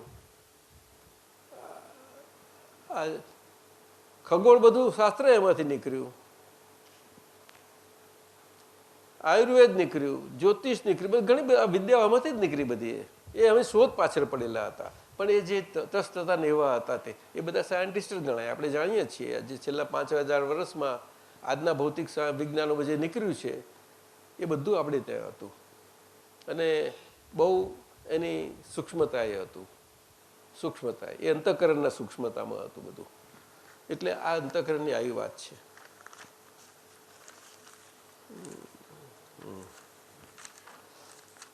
હવે ધીરુભાઈ ગાંઠાણી, જય સચ્ચિદાનંદ. આપ શ્રી ઘણીવાર સત્સંગમાં સૂચન કરો છો કે દાદા ભગવાનનું વ્યવહાર વિજ્ઞાન જગત માટે વ્યવસ્થિત રીતે ખુલ્લું થવું ઘટે, તો આ બાબત પર પ્રકાશ પાડવા કૃપા કરશો જી. એમાં એવું છે ધીરુભાઈ સાહેબ કે આ વિજ્ઞાન આપણા હાથમાં મૂકેલું જ છે, પરંતુ જ્ઞાન સ્વરૂપે મૂકેલું છે. એ જ જ્ઞાન આપણે એ જ્ઞાને કરીને જ્ઞાન પ્રકાશ એટલે એના સ્વભાવે કરીને આપણે જ આપણા પૂતગલને સમજતા જઈએ તો એ વિજ્ઞાન ખુલ્લું થઈ શકે એવું છે. અને વિજ્ઞાન પૂતગલના ભાગમાં કહ્યું છે એમને. શું કહ્યું? પણ પૂતગલ એકલું છે જ નહીં. એટલે દ્રષ્ટિ પામ્યા છે જે એમના એ કરીને એ સમજણમાં જેટલું આવે તે પૂતગલના ભાગનું. અને આજે જગતને એ જ જોઈએ છે, બીજું નથી જોઈતું. આજે આ સમસ્યા છે કે આ ક્યારે આની શરૂઆત થઈ, અને શરૂઆત જો આપણા હાથમાં બધું આપણા હાથમાં આવી જાય. બહુ માથાકૂટો કરે છે આજે. અને મહાવીર ભગવાનનું 5મું અંગ છે. 5મું એનું શાસ્ત્રનું નામ તો બહુ જુદું છે, પરંતુ સામાન્યપણે બધાને સમજમાં આવે એ રીતે એને ભગવતી સૂત્ર કહ્યું. ભગવતી સૂત્ર એટલે ભગવાનની હાજરીમાં આ સદા પણ રહેલું વિશ્વ કોસ્મિક અને એની કોસ્મિસિટી. એટલે આપણે ત્યાં અમેરિકામાં કોન્ફરન્સ થઈ હતી ત્યારે આપણા લાડનુવાળા સાધ્વીજી મહારાજ બે આવ્યા હતા. એક મુખ્ય હતા અને એમની જોડે શિષ્ય હતા. એમને થેસિસ કરી હતી આના પર, પીએચડી કર્યું છે. એટલે મેં સુધીરભાઈને આપેલું, તે રિસર્ચ સેન્ટરમાં મુકાયું છે. તે એમાં cosmic vision of lord Mahavir એ ભગવતી સૂત્રમાં આ છે. લગભગ આટલું જાડું છે, આટલું બહુ વિસ્તાર છે એનો. એ પછી પાછળથી થયેલો છે વિસ્તાર બધો, પણ એ બધું આ પૂતગલ ઉપર જ આખું છે, કમ્પ્લીટ પૂતગલ. એટલે આત્મા 6 તત્વો છે, તેમાંથી ચેતન તત્વ આત્મા સિવાયના બાકી બધા છે એ કોસ્મિસિટી, કોસ્મિક બધું વિઝન. એટલે વ્યવસ્થિત શક્તિ, આખી વ્યવસ્થિત શક્તિ. આખું વિજ્ઞાન બહુ એટલી બધી રીતે ચાલે છે. વૈજ્ઞાનિક ઢબથી આખું સંચાલન થાય છે એનાથી. ત્યાં આગળ કોને એટલે આ વિજ્ઞાન વ્યવહાર વિજ્ઞાન બધું એને પ્રકાશ ફેંકી શકે છે. ધીરુભાઈ સમજાયું ને? શીખણીવાલા સાહેબ બાપ લોકો બધું કામ છે બધું. હે બધા ભેળા થઈને ખૂબ કરો ચર્ચા. અમને તો બહુ દિલ થાય કે અમે કે તમારી જોડે રહીને આપણે બધું વાત કરીએ. આપણે બધી વ્યવહારમાં વિજ્ઞાન કેવી રીતે સમાયેલું છે. વ્યવહારમાં વિજ્ઞાન એવી રીતે સમાયેલું છે કે આપણે જ આપણા કર્મકૃત શરીરમાં ખોવાયેલા છીએ, એમાંથી આપણે જાણીને નીકળી શકીએ એના માટે એને સમજવાનું. વ્યવહારમાં વિજ્ઞાન કેવી રીતે. અને દાદા ભગવાને જે પોતાની ઈચ્છા કે જે કહો તે એમને જાહેર છે કે આ વિજ્ઞાન છે ને અમને આ જે આ કાળમાં આ કાળને અનુરૂપ જે સાદી રીતે સિમ્પ્લિસિટીથી નીકળ્યું છે, બહુ ગુહ્યમાં ગુહ્ય ગંભીરમાં ગંભીર વિષય, તે લોક ભાષામાં લોકો પાસે જઈ શકે એવો છે. અને એટલા માટે એ કહે છે કે આ જગતને ખૂણે ખૂણે, ભારતમાં તો સાચું જ, એટલે પહોંચે તો ઘણું સારું, ઘણું સારું. એટલે આપણે આપતાપુત્ર સાહેબોને કંઈ ભાવ થયો, નિમેશાનંદજી બધા આપતાપુત્ર સાહેબો. એટલે હવે હા એ તો એટલે મને કોઈ જોઈ ના જાય એવું તો દર્શન કરી લઉં કરું તો શું કે પાક્કા છે. તો એવું એમને હિન્દી ભાષી બેલ્ટ આખા ભારતમાંથી બધાને મોકલાવ્યું છે. તેમાં કઈ તારીખો છે? 24 થી 28 માર્ચ. 24, 25, 26, 27 હોળી ધીરોટી છે. ઉત્તર ભાષા ધૂળેટી બહુ મોટો હોળીનો ઉત્સવ, જબરજસ્ત ઉત્સવ, એ છોડે જ નહીં જગ્યા ત્યાંથી. ત્યારે આપણે અલવરવાળા આવ્યા નહીં તો કે નહીં હમારી હોળી યહાં હોગી, બોલે એ કેલનપુરીમાં હોગી. હમેરે કર્મ સબ ખલાસ હો જાય કરે. તે તૈયાર થયા બધા. તે આજે 500 ઉપર તો રજીસ્ટર થઈ ગયા છે અને almost east west north south બધે પહોંચ્યું છે વાત. જોવાનું હવે જેટલા આવશે તે. એ હિન્દી ભાષી માટે ખાસ 5 દિવસનું રાખ્યું. જો બને 1 દિવસે પેલા આનંદ આવશે. સુધીભાઈ સાહેબ, આપણે આખો વર્ગ બધા. દુઃખ જેવી વસ્તુ જગતમાં છે જ નહીં. આ તો દાદા ભગવાનનું વિધાન છે અને એ હકીકત છે. કલ્પનાનું આ બધું જગત છે બધું, કેવળ કલ્પનાનું. કારણ કે સુખ બધાને જોઈએ છે. કોઈ એવો નથી પાક્યો કે હું દુઃખી થવા માટે આ બધું જીવું છું અને દુઃખી થવા માટે મારા જીવવાનો બધો પ્રયત્ન છે. કોઈ બોલ્યું એવું? મારનારો ના બોલે, મરનારો સુખ જ કરે. જણા ના કોઈને નથી થવું. ત્યાં પેલા બિન લાદન મરી ગયા તો એને કઈ મરવું નતું. શું કરે? એટલે દુઃખ કલ્પના, સુખની કલ્પના કરી એટલે પછી દુઃખ એવી વસ્તુ છે જ નહીં, છે જ નહીં. આ તો કલ્પનાથી ઊભું થયેલું કલ્પના સમય તો બધું સમય જાય. હા,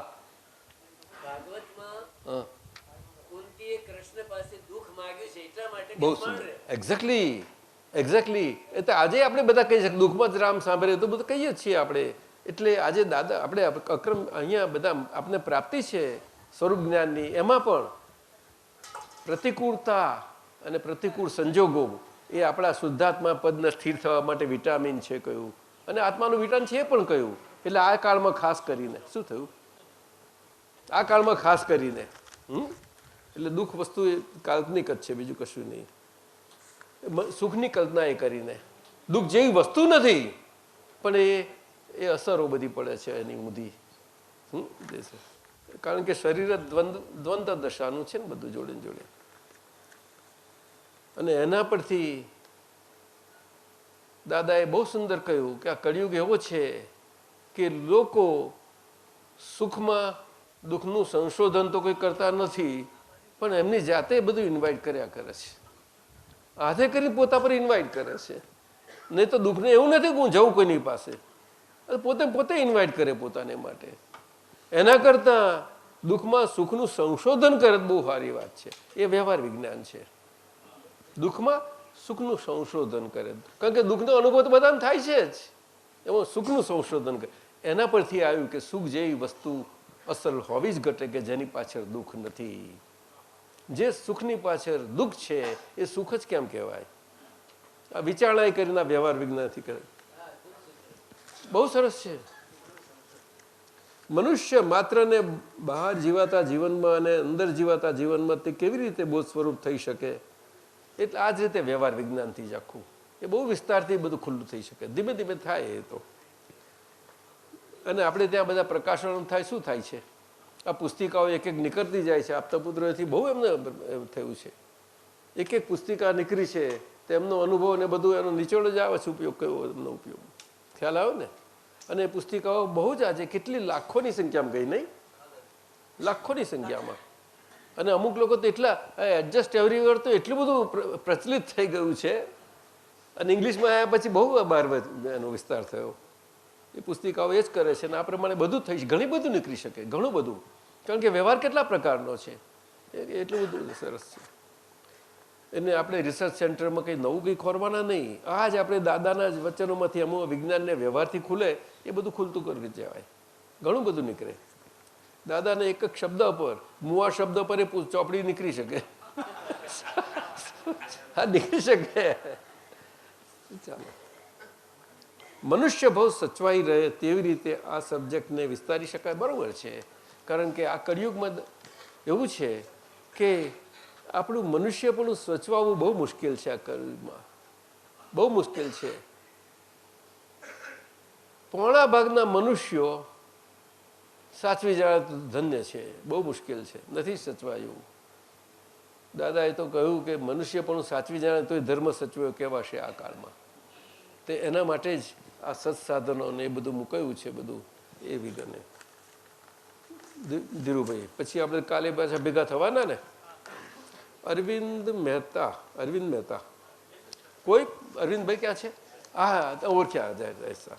કોઈ પણ બિલીફ વિના તથા કાર્યો ક્રિયામાં શું કોઈ દોષ બંધ લાગુ પડે છે? કોઈ પણ બિલીફ વિનાનો એક માણસ આખા વિશ્વમાં ના હોય તો ભારતમાં કઈથી લાવશો? સમજાયું? બિલીફ જ આધાર છે સંસારમાં ભટકવાનો. બિલીફ ઉપર જ ભટકે છે. બિલીફ એક એવી ધરી છે. બિલીફ એક યોગી યોગેશ્વરા કોક જાણે. એ તો તે દાદા ભગવાને એવું સુંદર રીતે આ પ્રગટ કર્યું. શું કહ્યું? હા, બિલીફ તો મૂળ આધાર છે, અહંકારનું ઉદ્ભવ સ્થાન છે. અને એ બધું સ્પોન્ટેનિયસ એટલું બધું બને છે.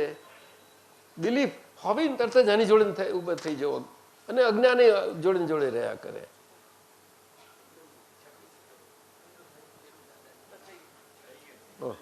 ચાલો અરવિંદભાઈ ખ્યાલ હશે. એટલે બિલીફ વિના તમે કહો છો એ કહો તો શું કહ્યું?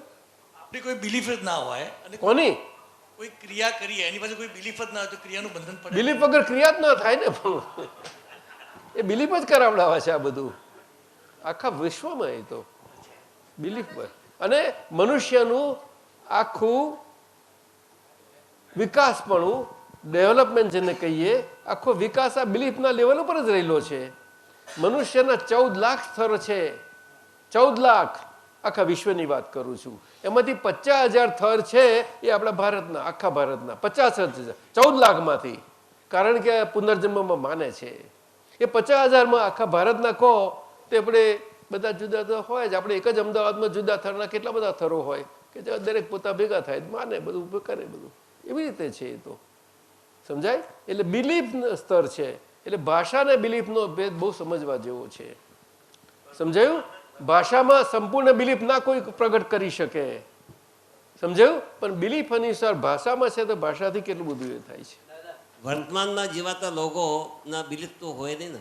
શું જે કહે? વર્તમાનમાં જીવે છે એ તો સાધારણ પૂછ્યો છે, સામાન્ય પ્રશ્ન છે. આ એ મહાત્માઓ માટે તમે કોને કેવી રીતે કોઈ પૂછો છો? કોના માટે પૂછો છો? આ તમારા માટે કરીએ એટલે પણ કોના માટે તમે પૂછો છો? તમારા પોતા માટે? અમારા પોતા માટે, આત્મા માટે. મહાત્મા માટે આ પ્રશ્ન હોય જ નહીં ને.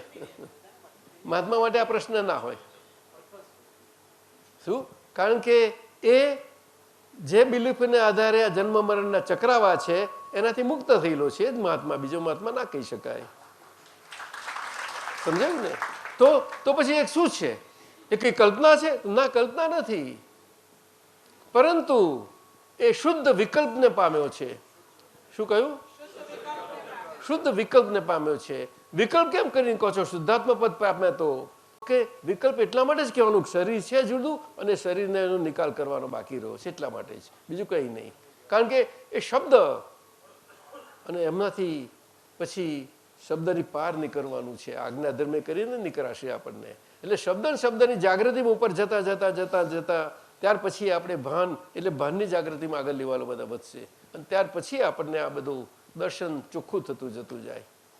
મૂળ મળી ગયું છે દર્શન, શુદ્ધ ચિત્ત થયું છે. પરંતુ અશુદ્ધ વ્યવહાર રહ્યો છે, એની અશુદ્ધિ નીકળતી જતી જાય તેમ તેમ આપણું શુદ્ધ ચિત્ત એની પોતાના સ્વભાવથી કામ બધું થયા કરે. સમજાયું ને? ચાલો નાખવાનું છે. જયેશભાઈ તમે યુગ પુરુષ જ્ઞાની પુરુષ બે એક જ છે, પણ એકને અનન્ય જ હોય, એનો જોટો ના હોય. એ દાદા ભગવાન બહુ અદભુત છે અને આપણને એ જ પ્રાપ્ત થયું છે. પરંતુ દાદા ભગવાન એમ પટેલના શરીરમાં જે વ્યક્ત થયા તે અને આપણા શરીરમાં એમને પદ મૂક્યું તે બેમાં ભેદ એટલો જ છે કે આપણને આપણું શરીર છે જોડે આટલો જ ભેદ પડ્યો છે કે લાંબો નથી મૂક્યો. દાદા કે છે અમે આઘા રાખીએ જ નહીં અમારાથી. જ્ઞાની પુરુષ પોતે ભગવત પદમાં ભગવાનમાં હોય તે ભગવાન જ સરખા બનાવે, કોઈને ઊંચા નીચા ના રખાવે. પણ તમારું ઊંચા નીચાપણું છે એનું સરખું કરી નાખજો આ વ્યવહારમાં કે છે. જ્ઞાની પુરુષ તીર્થંકર તમે દાદા ત્રણેય એક સમાન જવાબ આપો. આ બધું આ શું જાણવાની જરૂર સત્સંગમાં? હે યુગ પુરુષ, જ્ઞાની પુરુષ, તીર્થંકર તમે દાદાજી ત્રણેય એક સમાન છો. તમને કેમનું લાગે છે આવું? આ અગાઉ આ પ્રશ્ન તમે એવું કીધેલું કે ત્રણેય સમાન જ છે, વાત સાચી છે, પણ ત્રણેયનું જીવન જોઈએ તો ફરક સમાન હોય તો એ સમાન દશા કઈ રીતે? એ દશા છે એક જાતની દશા. પણ તીર્થંકર જોડે મુકાય નહીં, પરંતુ દશાએ કરીને તમે સમજી શકશો તમે. એટલે જ્ઞાની પુરુષને દેહધારી પરમાત્મા કહે આ રીતે. એટલે પરમાત્મા પણ તીર્થંકર ભગવંતનું અને જ્ઞાની પુરુષનું એટલું બધું એ નિકટનું છે કે તીર્થંકર ભગવંત ઉદય પરિણામથી છે. ઉદય એટલે ઉદય આવ્યો તીર્થંકરત્વનો. જ્યારે જ્ઞાનીને એ થોડું બાકી છે એટલા માટે આપણને કામમાં લાગે, નહીં તો કામ બની જ ન કરી શકે, શક્ય જ નથી. આ એ જ સમજવા માંગતો હતો કે તીર્થંકર ક્યારેય કોઈનું કલ્યાણ નહીં કરી શકતા. ના, એવું ના બોલાય. પણ જ્ઞાની પુરુષથી તીર્થંકર પદ મળે છે. એટલે બોલી શકાય નહીં, કારણ કે એ પરિણામમાં આવી ગયા અને પરિણામમાં જેટલો ભાગ છે એટલો કલ્યાણ થવાનું એ બધાનું થઈ જ જાય ઓટોમેટિકલી. પણ જુદા જુદા પ્રકારે જે બધી ભાવના જેવી ભરી લાયા હોય એ પ્રમાણે થયા કરે. સમજાયું? એવી રીતે હોય. જો જ્ઞાની પુરુષ પોતે બધી ક્રિયાઓથી મુક્ત થઈ ગયા, બધી ક્રિયાઓથી, અને પોતે અત્યારે કેવળ જ્ઞાન સાથે દેહ કરીને કેવળ દર્શનીય બધાને લાભ આપી રહે છે. દેહનો દર્શન નથી કરાવતા એ, પરંતુ એ કેવળ દર્શન સ્વરૂપે દેહ કામ કરે છે. એટલે બધાને ક્યાંય એમને ભેદ નથી લાગતો, અભેદતા રહે છે. અને કેવળ જ્ઞાનના એમને જે 4 અંશ કયા તે આપણે ના જોતા આપણે પરમાત્મા જ જોવાના. આપણે એ બધી વાત નહીં, એ તો સમજાવ્યું છે, એમને સમજાવ્યું છે. કારણ કે કોઈને પૂછ્યા, બધા વિચારકો હોય, સાહિત્યકાર બધા પૂછે તો ખરા જ ને, જવાબ તો આપવો જ જોઈએ કે તમે સર્વજ્ઞ કેવી રીતે કેવડાવો છો? તો કે ના ભાઈ હું નથી કેવડાવતો સર્વજ્ઞ. તો દાદા ભગવાન કેવડાવે છે, અહંકાર ના હોય? તો કે ના હું નથી કેવડાવતો, મને ભગવાન નથી થવું. એ ઉપાધિ હું ક્યાં પડું કે છે?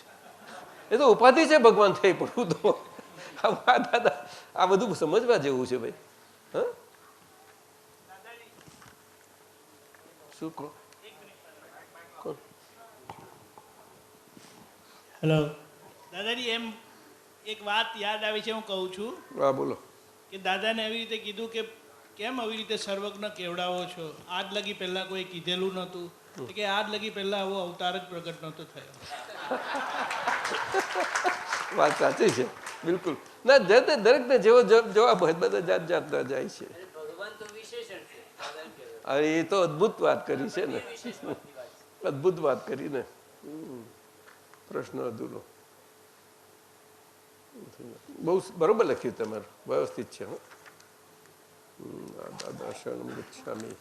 હા, આ કોનું નામ નથી લખ્યું. આજે હું મહારાજ સાહેબને મળ્યો અને વાતચીત દરમિયાન તેઓ એવું બોલ્યા કે દેવલોક ગતિ તિર્યંજ ગતિમાં પણ કર્મ લાગે છે. તમારા દાદાવાળા માનતા નથી. આવું સમજાવશો? આપને ત્યાં એવું જયેશભાઈ સમજ્યા છે કે માનવ ગતિ સિવાય બધે જ આત્મા કર્મ ભોગવવા જાય છે, એને મનુષ્ય ગતિમાં જ મોક્ષની પ્રાપ્તિ થાય છે. કોણ? તમે જ? અચ્છા. એટલે હંમેશા લૌકિક ધર્મ 2 પ્રકારના, લૌકિક ધર્મ અને અલૌકિક ધર્મ. એટલે બહાર જે અત્યારે ચાલી રહ્યો છે બધા જે માન્યતાઓમાં એ બધા લૌકિક રીતે ચાલે છે. લૌકિક એટલે કે માનવ સમાજથી ચાલતા બધા ધર્મો. એમાં દ્રષ્ટિ હોય છે જરૂર, ભગવાનને ઓળખવાની જ હોય છે બધાને, પરંતુ એ દ્રષ્ટિ છે તે જે ધર્મ જેવી માન્યતા હોય એના સ્તર ઉપરની હોય ને, એ દ્રષ્ટિને કારણે એટલી દ્રષ્ટિથી સમજવા જાય છે. એટલે જૈન આમ તો જીન શબ્દ ઉપરથી જૈન આવ્યો છે, એટલે જૈન શબ્દ તો છે ને આ મહાવીર ભગવાન પછી થયેલો છે. મહાવીર ભગવાને સ્થાપી છે એવું છે જ નહીં આ વાતો. હે બહુ જુદી રીતે છે એ તો, પણ છતાં એ આજે ધર્મ સ્વરૂપે ગણાઈ ગયો. એમાં એ સાંપ્રદાયિક થયો, સાંપ્રદાયિક એ દ્રષ્ટિમાં સાંપ્રદાયિકતા આવી ગઈ. આવું થયું એટલે બધા પણ થઈ ગયું. આ આપણે શિવ ધર્મ પાળતા હોઈએ, વૈષ્ણવ ધર્મ પાળતા હોઈએ, એટલે બધું જે વેદાંતિક કહીએ છીએ તે વેદાંત એટલે આ બેનું જ પાકે. વેદાંત એટલે મૂળ ટ્રંક અને બે મુખ્ય બ્રાન્ચો, આ એવું છે એમાં, સમજાયું? અને મૂળ ટ્રંકમાં તો શિવ સ્વરૂપ જ હતું પહેલું, પછી વેદાંત વૈષ્ણવની બ્રાન્ચ પડે છે આખી, સમજાયું? એ પણ પાછા વિતરાગ હોય તો જ પડે, નહીં તો નહીં પડે. શું? નહીં તો કારણ કે મૂળ વસ્તુ છે ને એમાં તો બહુ ભેદ જ નથી. એમાં એક બહુ નાનો ભેદ, વાત શું કહી ને શું સમજાઈ. ઋષભદેવ દાદા શું બોલ્યા અને બધા જ હતા તે બધા સમજ્યા. જ્યારે ના સમજ્યું કે આ બરોબર છે, આ તો બહુ આકરું ના, એના કરતાં આમ. એટલે આવી રીતે થયું. એટલે શિવ એ જ ઋષભદેવ ભગવાનને શિવ સ્વરૂપે પૂજાયા છે, જેમને એમની નજરોમાં શિવ તરીકે સ્થપાયા તે એ જ ઋષભદેવ ભગવાન વિતરાગ, પૂર્ણ વિતરાગ પુરુષ. અને જેમને લાગ્યું કે હું આ તો સંપૂર્ણ આ છે તો એમને એમની રીતે પૂજાયા. એટલે એ માન્યતાની એમની દ્રષ્ટિમાં પછી બીજા અજીતનાથ ભગવાનથી એ આખું જુદું પડ્યું. એક જ ભગવાન જુદી રીતે જોવાયા. બની શકે છે, બની શકે છે, બને કે ના બને, એવી રીતે બને છે. અને પછી એ જ શિવ મૂળ ધર્મમાંથી, પછી એ જ માર્ગમાંથી મૂળ પુરુષના એમની જોડે બેઠેલા જેમની આ દ્રષ્ટિ સંપ્રદાય એ ટ્રંક રૂપમાંથી પછી એને પોતે જ પોતે પાછા ફૂટે છે. એટલે પૂતગલ સ્વયં ક્રિયાકારી છે, આ પૂતગલ બાજી બધી છે આવી રીતે. એટલે ધર્મો તો ખોટો નથી, ધર્મો તો રહેવાનો જ છે, પણ આવી રીતે વહેંચાઈ જાય છે બધું, એટલું જ થઈને છે મૂળ સ્વરૂપમાંથી. એટલે બીજા મનુષ્ય સિવાય કોઈ કર્મ કોઈ જગ્યાએ નથી. કારણ કે મનુષ્ય આજે પોતે એના હાથમાં સત્તા આવી છે. શું કહ્યું? સત્તા આવી છે, હું કરું છું, બસ આ મોટી સત્તા આવી છે, એટલા માટે કર્મ બાંધે છે. જો આટલી જ સત્તા ના હોય તો પછી કર્મ ખાલી જ થાય બધા છે. એટલે બીજી જગ્યાએ કોઈ જગ્યાએ આવું નથી કરી શકે.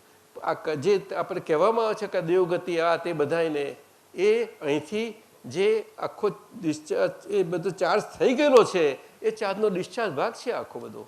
એ ભાગમાં આવું બધાને દાસ દિશે કે અહીંયા કર્મ બંધાય છે. ના, એવું નથી, એ એવું નથી, સમજાયું?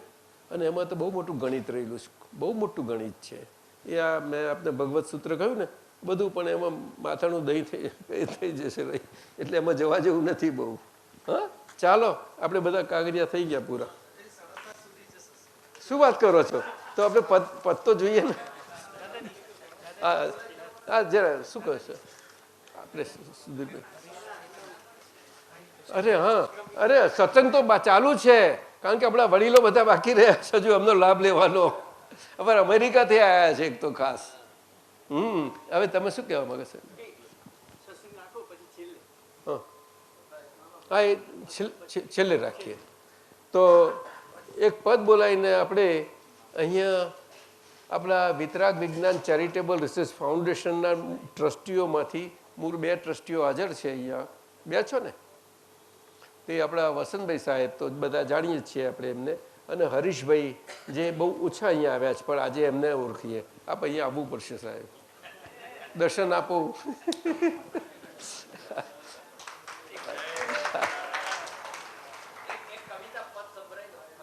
ના, ઉભા રહો. આ હરીશભાઈ શાહ અહીંયા આમ તો અમદાવાદમાં રહેલા જ છે, એમના મોટાભાઈ અહીંયા છે, અને અત્યારે અમેરિકામાં એક એમના જાપનીઝ પાર્ટનર સાથે આર્કિટેક્ચરની બહુ સુંદર પેઢી ચલાવે છે ત્યાં ઘણા વર્ષોથી. એટલે આપણે કયું સિટી? ના, એ નહીં, એ જુદું છે. ઓકલેન્ડ એનો પાર્ટ છે. તો એ આવ્યા છે આપણા ટ્રસ્ટી, અને બહુ સુંદર છે એમનું જીવન. અને આ 5 આજ્ઞા પરથી એમને જે જીવાયું છે એટલું અદ્ભુત છે કે એ કહે છે કે મને મારી જ્યોતિબેન મારી ગુરુએ શીખવાડ્યું.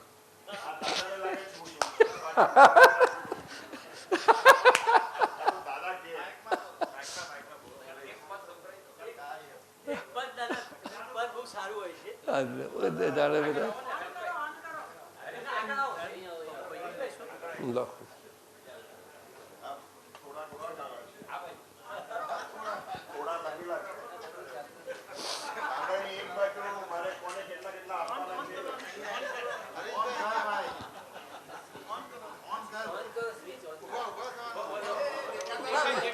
અહીંયા આવો, અહીંયા આના પર હરીશભાઈ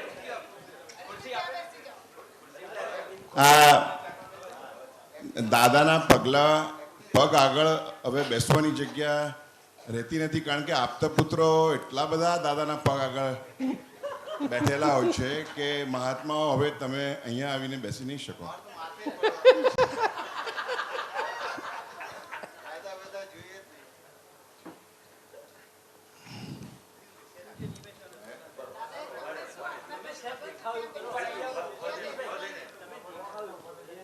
ઊભા થઈ જાઓ ને કઈ વાત મને જોશો તો હસવું આવશે અને મને સાંભળશો તો જરા કદાચ આનંદ થાય. હમણાં રવા દે, આ બધું ચાલે છે, બધા આશીર્વાદ છે મારા. હા ભાઈ બેસ.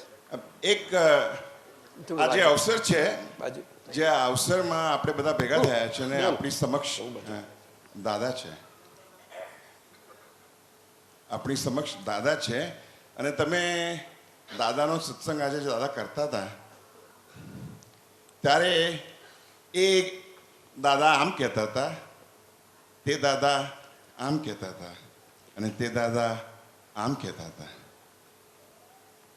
ભલે એ વાત હોય એમની, પણ ખરેખર વાત તો છે આમની. ખરેખર વાત તો છે એમની. હાજરા હજુરની હાજરી, હાજરા હજુરની હાજરીમાં છે એ હાજર, હાજરા હજુરની હાજરીમાં છે હે હાજર. એના વિશે આજે સવારના હું વોકિંગ કરવા જતો હતો ત્યારે મેં કીધું કે કંઈક લખું અને પછી આવીને લખવા બેઠો ત્યારે કીધું લખ, હું લખાવું એ લખ. તો દાદાએ કીધું કે હું લખાવું એ લખ. તો દાદાએ લખાવ્યું, એ લખેલું છે. તો મને કીધું છે તારે ખાલી વાંચવાનું જ છે.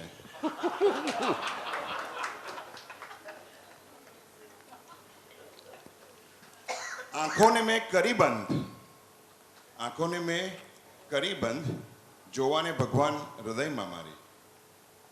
આંખોને મેં કરી બંધ, જોવાને ભગવાન હૃદયમાં મારી. સાંભળેલું કે ભગવાનનો વાસ છે હૃદયમાં મારી. એટલે આંખોને બંધ કરી, જોવાને ભગવાન હૃદયમાં મારી. ત્યારે અંદરથી ભગવાન બોલ્યા હૃદયમાં મારી કે અલા મૂર્ખા ન કર આવી મૂર્ખામી, કે મૂર્ખા ન કર આવી મૂર્ખામી. સમજી જા સમજણમાં તારી, સમજી જા સમજણમાં તારી. જરા ખોલ આંખ તારી, જરા ખોલ આંખ તારી. આ અવસર છે આંખો ખોલવાનો અને જોવાનો. સમજમાં સમજણ તારી. જો બેઠા છે સન્મુખ ભગવાન તારી,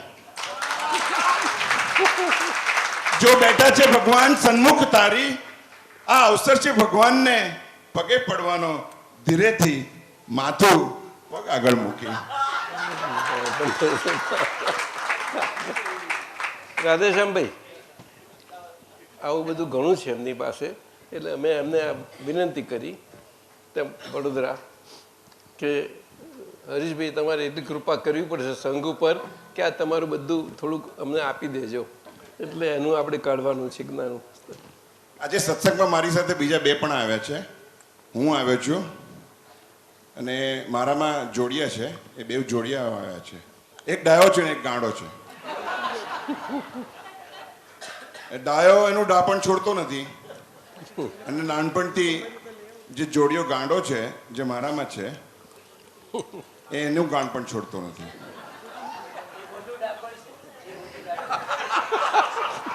સાહેબે જે વાત કરી એની આ વાત છે. સાહેબે જે વાત કરી એની આ વાત છે કે ડાયો એનું ડાપણ છોડતો નથી, ગાંડો એનું ગાંડપણ રાખી રહે છે. એ જ એનું ડાપણ છે. તો ગાડાનું ડાપણ, ડાયાનું ડાપણ વધતું ગયું. ડાયાનું ડાપણ વધતું ગયું, વધીને દોડ થયું. ડાયાનું ડાપણ વધીને દોડ થયું, દોડનું પછી અડી થયું.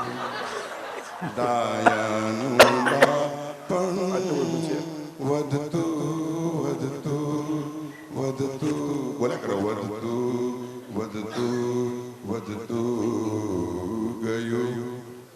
વધ્યા પછી ડાપણમાં એનું ગાડપણ ઊભું થયું.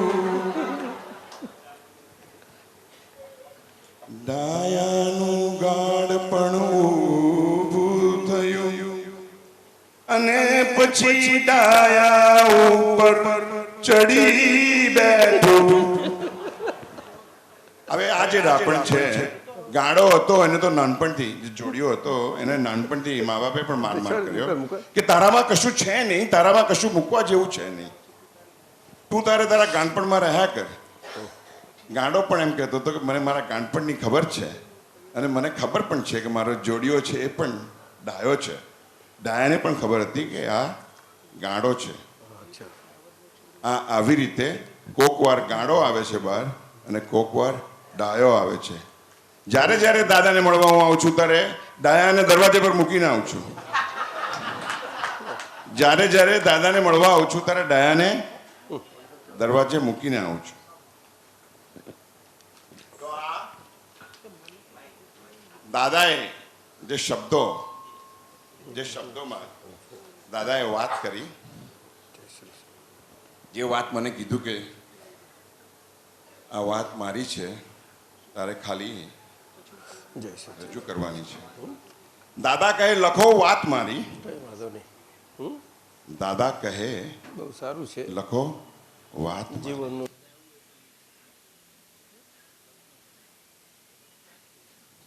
આ દાદાને પણ સંભાળવા જેવું છે એટલે કે હું ઊભો રહ્યો છું.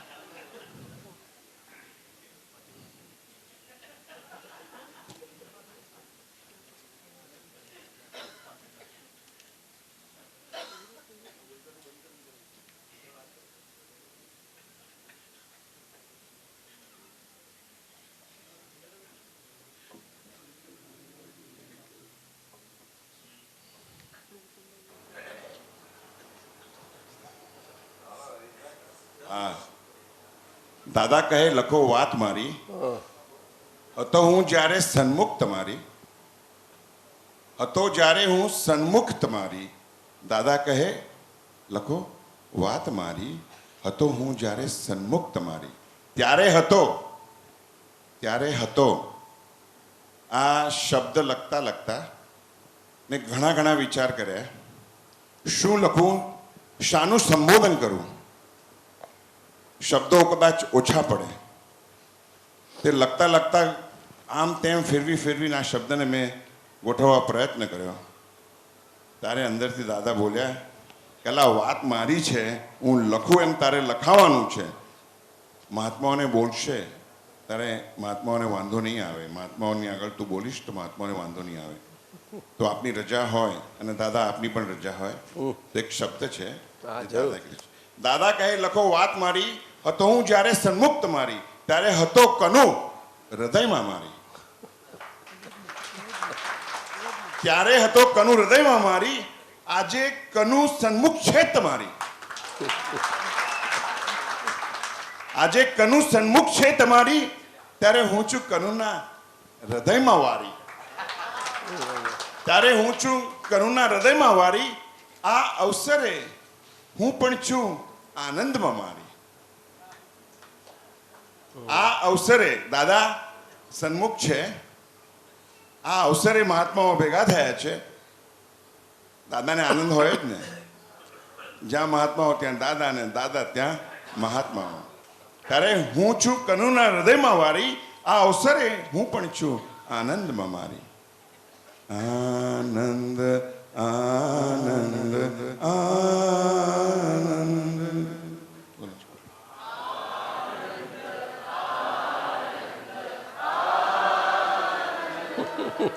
આનંદ આનંદ આનંદ. આનંદ આનંદ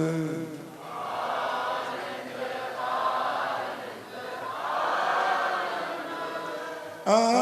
આનંદ આનંદ આનંદ.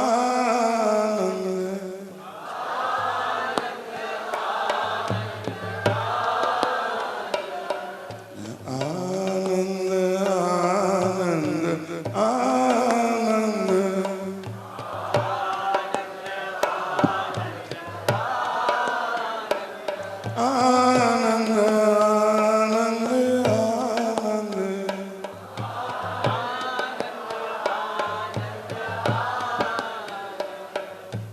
આનંદ આનંદ આનંદ.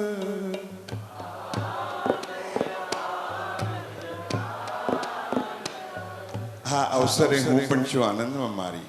આવું દાદા કહે છે. આવું દાદા કહે છે કે આ અવસરે હું પણ છું આનંદમાં મારી, કે જોઈ લો મને. દાદા કહે છે કે જોઈ લો મને, કનુનની આંખોમાં આંખો નાખી. કે જોઈ લો મને, કનુની આંખોમાં આંખો નાખી, કે હું પણ આવ્યો છું, કે હું પણ આવ્યો છું કનુની આંખોમાં નૂર બની.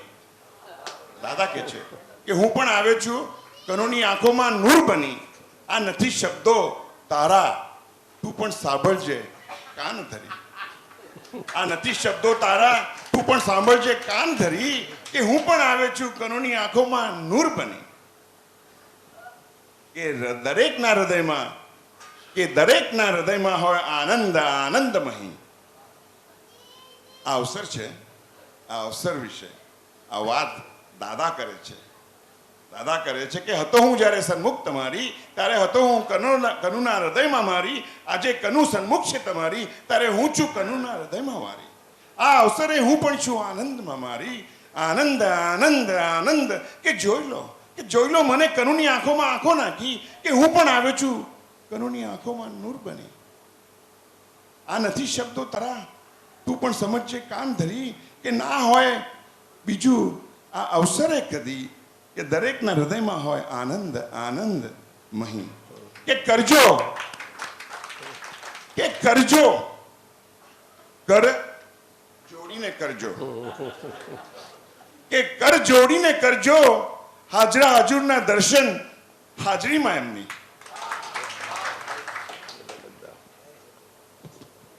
ખૂબ સરસ. કે હું પણ ગયો છું, કે હું પણ ગયો છું દરેક મહાત્માના હૃદયમાં ગરી. હું દરેક મહાત્માઓના હૃદયમાં ગયો છું ગરી. શાના માટે આજે? તો હાજરા હજુરની હાજરીના દર્શન કરવા આંખોમાં એમની. દાદા કે છે, દાદા કે છે કે એમની આંખોમાં દર્શન કરવા દરેક મહાત્માના હૃદયમાં હું છું ગરી, અને કરું છું દર્શન. એમની આંખોમાં આંખો નાખી.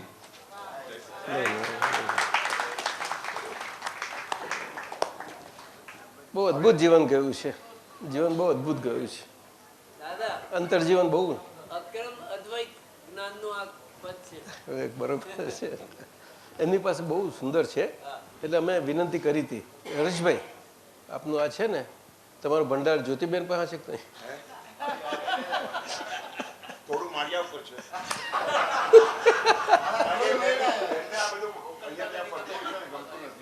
ના, હા, તો સુધીરભાઈને આપજો. સચ્ચિદાન. અરે ક્યાં બંને આવ્યા છો? ક્યાં છે?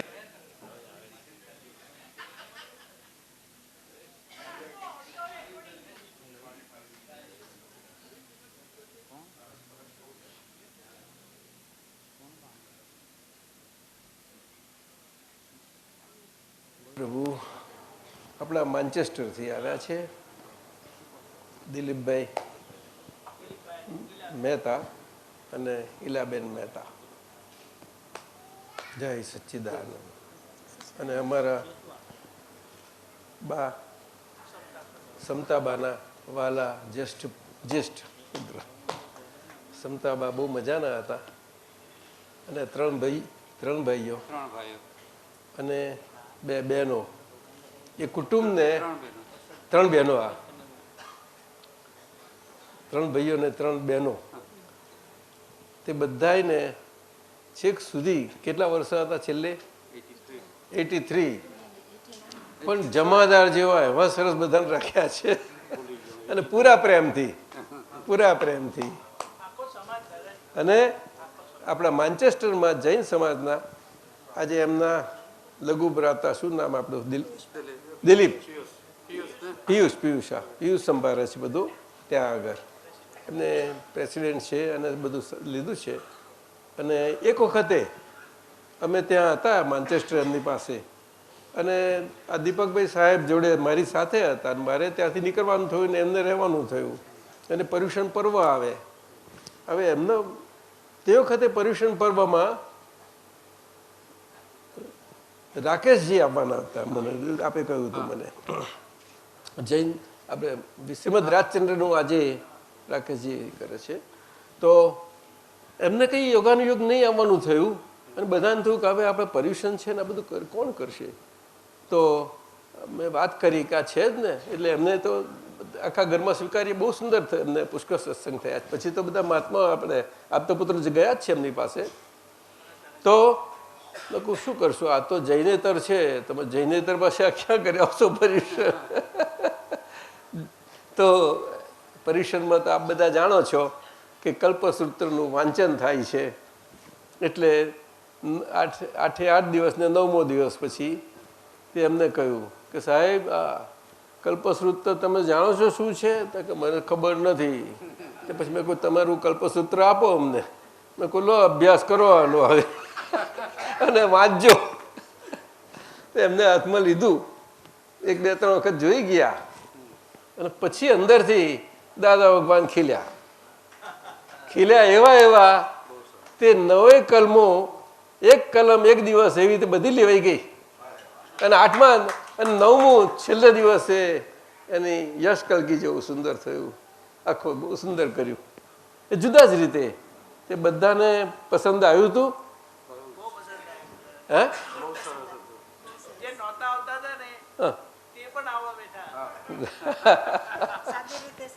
નવનીતભાઈ સાહેબ જૈનેતર હે ના, એ તો હું જાણું છું. આ તો હું વાત કહું છું તમને. અને અમારા આમ તો આફ્રિકા પિતાજી હતા બધા, તે 2 ભાઈઓ ને, હે ના પિતાજી ના 4 ભાઈઓ હતા, કઝિન્સ હતા. પરંતુ સુખલાલ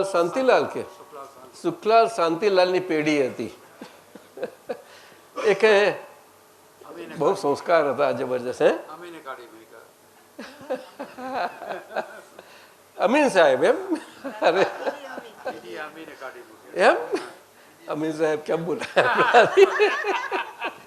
પણ એ અમીન સાહેબ તો ખરા ને મોટા, ભલાનું એને કર્યું, પાણી ઉતાર્યા બધું. અને બહુ આ કુટુંબને શ્રીમદના મમ્મીના પક્ષે એમનો સંબંધ છે. શ્રીમદના મમ્મીજીના પક્ષે દેવીબા ને એમના મમ્મીજી શ્રીમદના દેવી એવું નામ હતું એમનું. તે બહુ આશીર્વાદ. ચાલો દીપકભાઈ, જય સચ્ચિદાનંદ. બહુ જય સચ્ચિદાનંદ.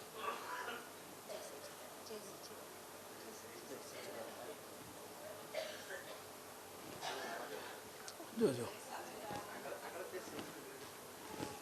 શું એકાદ પદ ચલાવી. હા બેસી જાઓ, ધમધમાવો.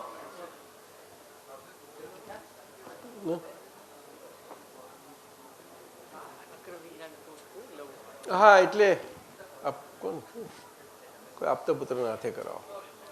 લો પરેશભાઈ આજે આનું કરો. આપણે મહાત્માઓ આ આપણે નવું અક્રમ વિજ્ઞાન આપણા પાસે આવે છે અને આ અક્રમ વિજ્ઞાન બહુ સુંદર આપણા આપતા પુત્ર યોગેશાનંદજી અને એમની સાથે રહેલા ખેરાભાઈ ઓફિસમાં છે એ બેનના અથાગ બહુ સુંદર પ્રયત્નથી એવું સુંદર આ અક્રમ વિજ્ઞાન થયું છે. કયા મહિનાનું છે? આ ફેબ્રુઆરી મહિનાનું અક્રમ વિજ્ઞાન આજે છે. તો આપ જ કરો બધા, તો બધાને બે બોલો અક્રમ વિજ્ઞાન શું ને બધું કહો.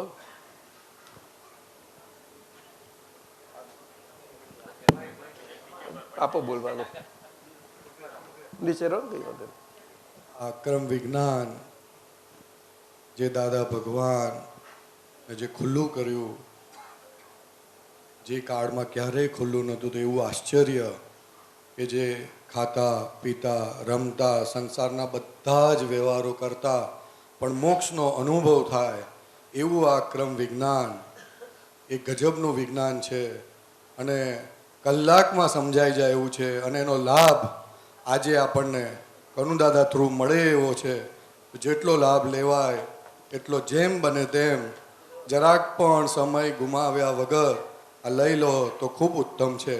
કારણ કે આ લાભ દાદા ભગવાન થકી મળે છે એવું આપણને લાગે વ્યવહારથી, પણ ખરેખર અક્રમ વિજ્ઞાન એટલે પોતે જ પોતાને પામવું, બીજું કંઈ જ નહીં.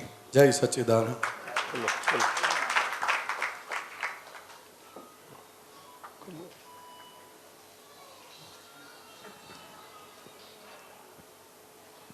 હરે પ્રભુ. મહાત્માઓ ત્યાં પ્રોફેસર ધોળકિયા કોમર્સના ડીન MS યુનિવર્સિટીમાં વડોદરામાં, અને દાદા પાસે ખૂબ સત્સંગ કરેલો આપણે જસુભાઈ સાહેબની હાજરીમાં બધામાં, તે વખત બતાવો બધા. તેમાં એમને આપતા પુત્રો સંબંધી વિચારો આવે અને દાદાએ કહ્યું કે આપતા પુત્રો માટે, અને એમને પણ બહુ જોયું, સમજ્યા, બહુ નિગત રહીને બધાને જોયા. એમાં દાદા મેં પૂછ્યું આપતા વિશે એમની શું વિશિષ્ટતા છે એવી એમની, ત્યારે એમનામાંથી ત્યાં વાતો થઈ હતી બધી.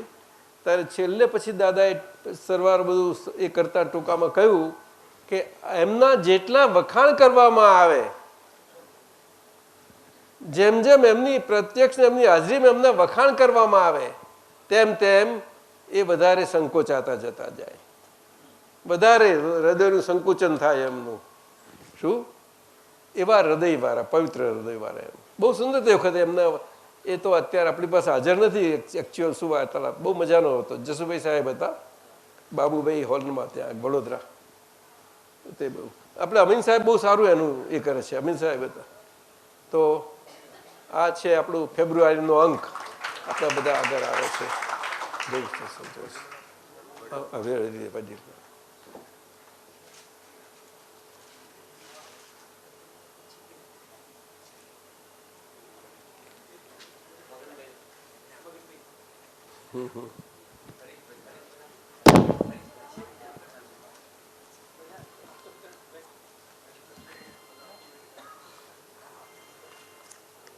આ વખતે 52 પારા થઈ ગયા, વધવા મળે છે બધા, પૃષ્ઠ સંખ્યા વધતી જાય છે.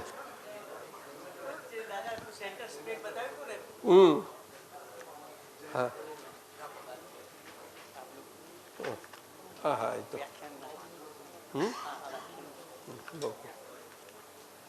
અરે આ તો અદભુત છે. આ ફેબ્રુઆરીના અંકમાં મહાત્માઓ જો ધ્યાનથી, તમે જ્યારે તમારા હાથમાં આવશે જોજો કે સેન્ટર પેજ આખું આપણા વિશિષ્ટ બધા અમદાવાદના અને આપણા ગુજરાતમાં જે વિદ્વાન વર્ગ છે, બહુ સુંદર સાહિત્યકારો બધા, અને જેમનું જીવન બહુ સુંદર વિચારશ્રેણી બહુ સારી રીતે ગયેલું છે. અને એમની પાસે અક્રમ વિજ્ઞાન બધા જ આ સુધીરભાઈ સાહેબ, રાધેશ્યામભાઈ પાઠક સાહેબ બધા પ્રયત્ન, વડીલોના પ્રયત્નથી અહીંયા આપણે ત્યાં બધા આપણી આગળ આવી ગયા છે આ બધા જ, અને એમનો લાભ મળ્યો છે. જેમાં એક આ છુકડીવાળા સાહેબ પ્રોફેસર, એ આપણને સાહેબ બધા દર્શન આપો તારે લઈ ના લેશું આપણે પ્રોફેસર ચીકણીવાળા સાહેબ, અને એમનો અદ્ભુત પ્રયત્ન થયો દાદા ભગવાન કોણ એમાં પોર્ટ્રેટ ઓફ ધ સોલ ઇન્કાર્નેટ કરીને છેલ્લે બધું બહુ સુંદર થયું. અને મેં સાંભળ્યું છે સાહેબ કે આપની પાસે જે અહિંસાની પુસ્તિકાનું જે ઇંગ્લિશ થયું છે તે છેલ્લું જોવામાં આવ્યું છે, રાઈટ છે? અને પેલું કુદરતી હ્યુમન હવે આવે છે, એ જરાક છેલ્લું જુઓ તો પછી પ્રિન્ટમાં જઈ શકે. જઈ શકે. આ બહુ સુંદર છે આ બધા, બહુ. એ આપને પછી આવશે અંક એટલે જોજો. શું આપ જ કહો. રાધેશ્યામભાઈ આપ જ વાંચો. હા, રાધેશ્યામભાઈ.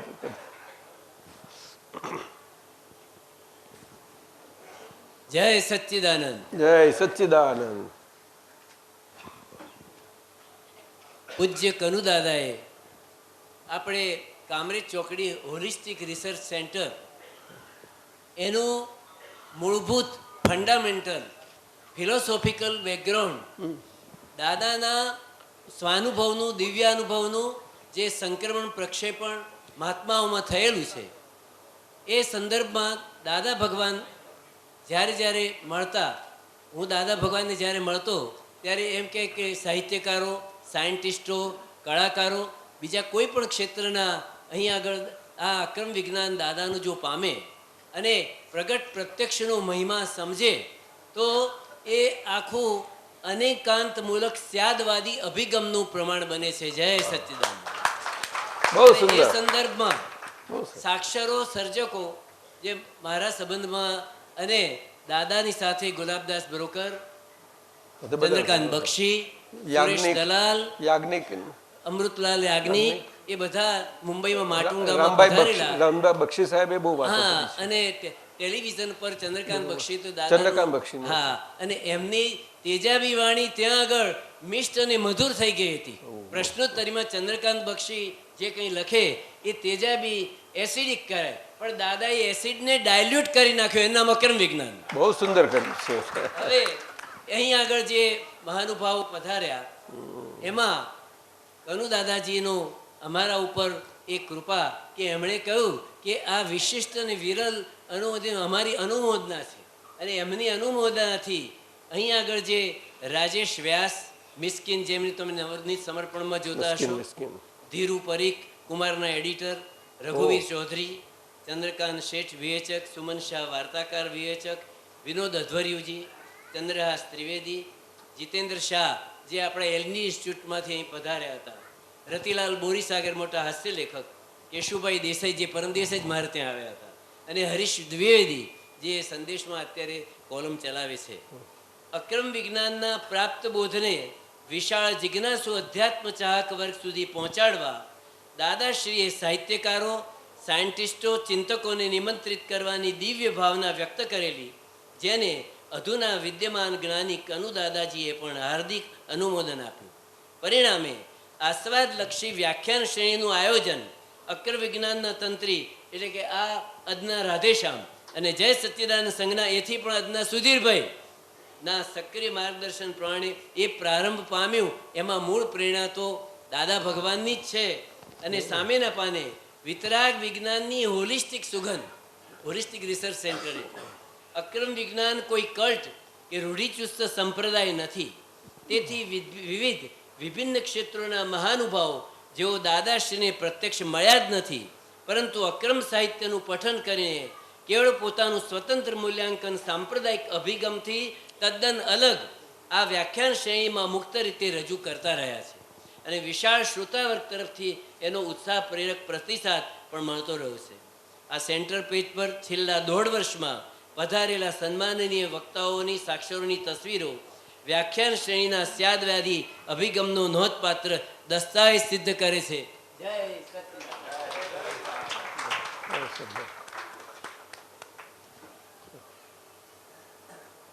એક ક્ષમા માંગી લઈ લઉં છું. દાદાજી પધાર્યા ત્યારે એમને તિલક અને માળા પહેરાવવાનું અતિ ઉત્સાહમાં રહી ગયું છે. એટલે છેલ્લે સમાપનમાં અત્યારે ઉત્તમભાઈ સાહેબ અમદાવાદના મેગા સિટીના સંઘપતિ દાદાને માળા અર્પણ કરશે અને તિલક પ્રદાન કરશે. જય સચિન. દાદાજી આ રહી ગયું છે, ક્ષમા કરજો.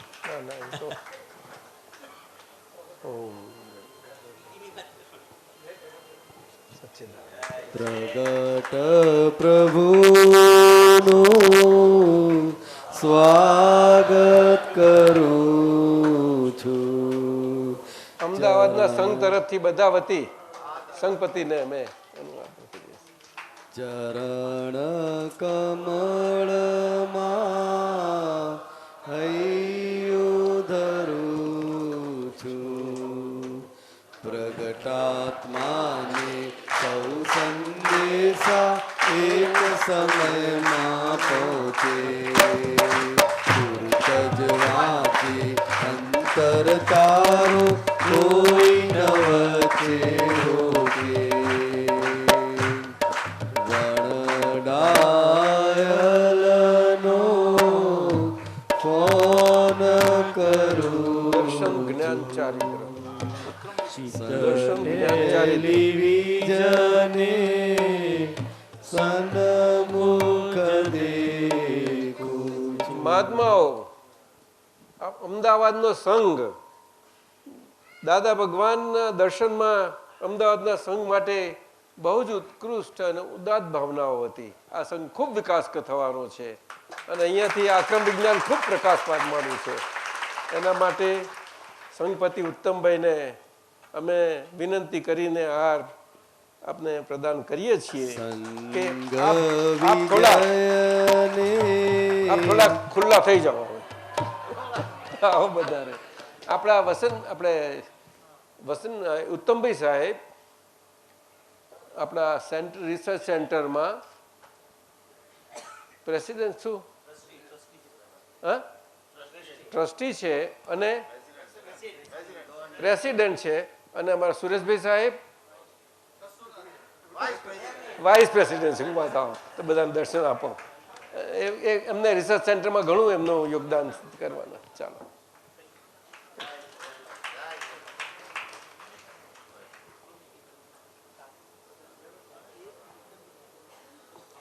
એડવાઇઝરી કમિટી આપણે ત્યાં નિમી છે રિસર્ચ સેન્ટરમાં. આખા ભારતના બધા ખૂણાના લગભગ 10-12 જણ છે નહીં? બધા સ્ટેટના બધા એ થાય છે. ઉત્તર દક્ષિણ પૂર્વ પશ્ચિમ બધા. એ પછી જુદી કમિટી છે એટલે અમુક વખતે ભેગા થાય પાસે બધા. થઈ ગયો? ચાલો તારે આપણે થોડુંક ચાલુ રાખો પ્રોગ્રામ અને પદ ચાલુ રાખો. દરમિયાનમાં હું જોઉં છું પછી હું જોઉં.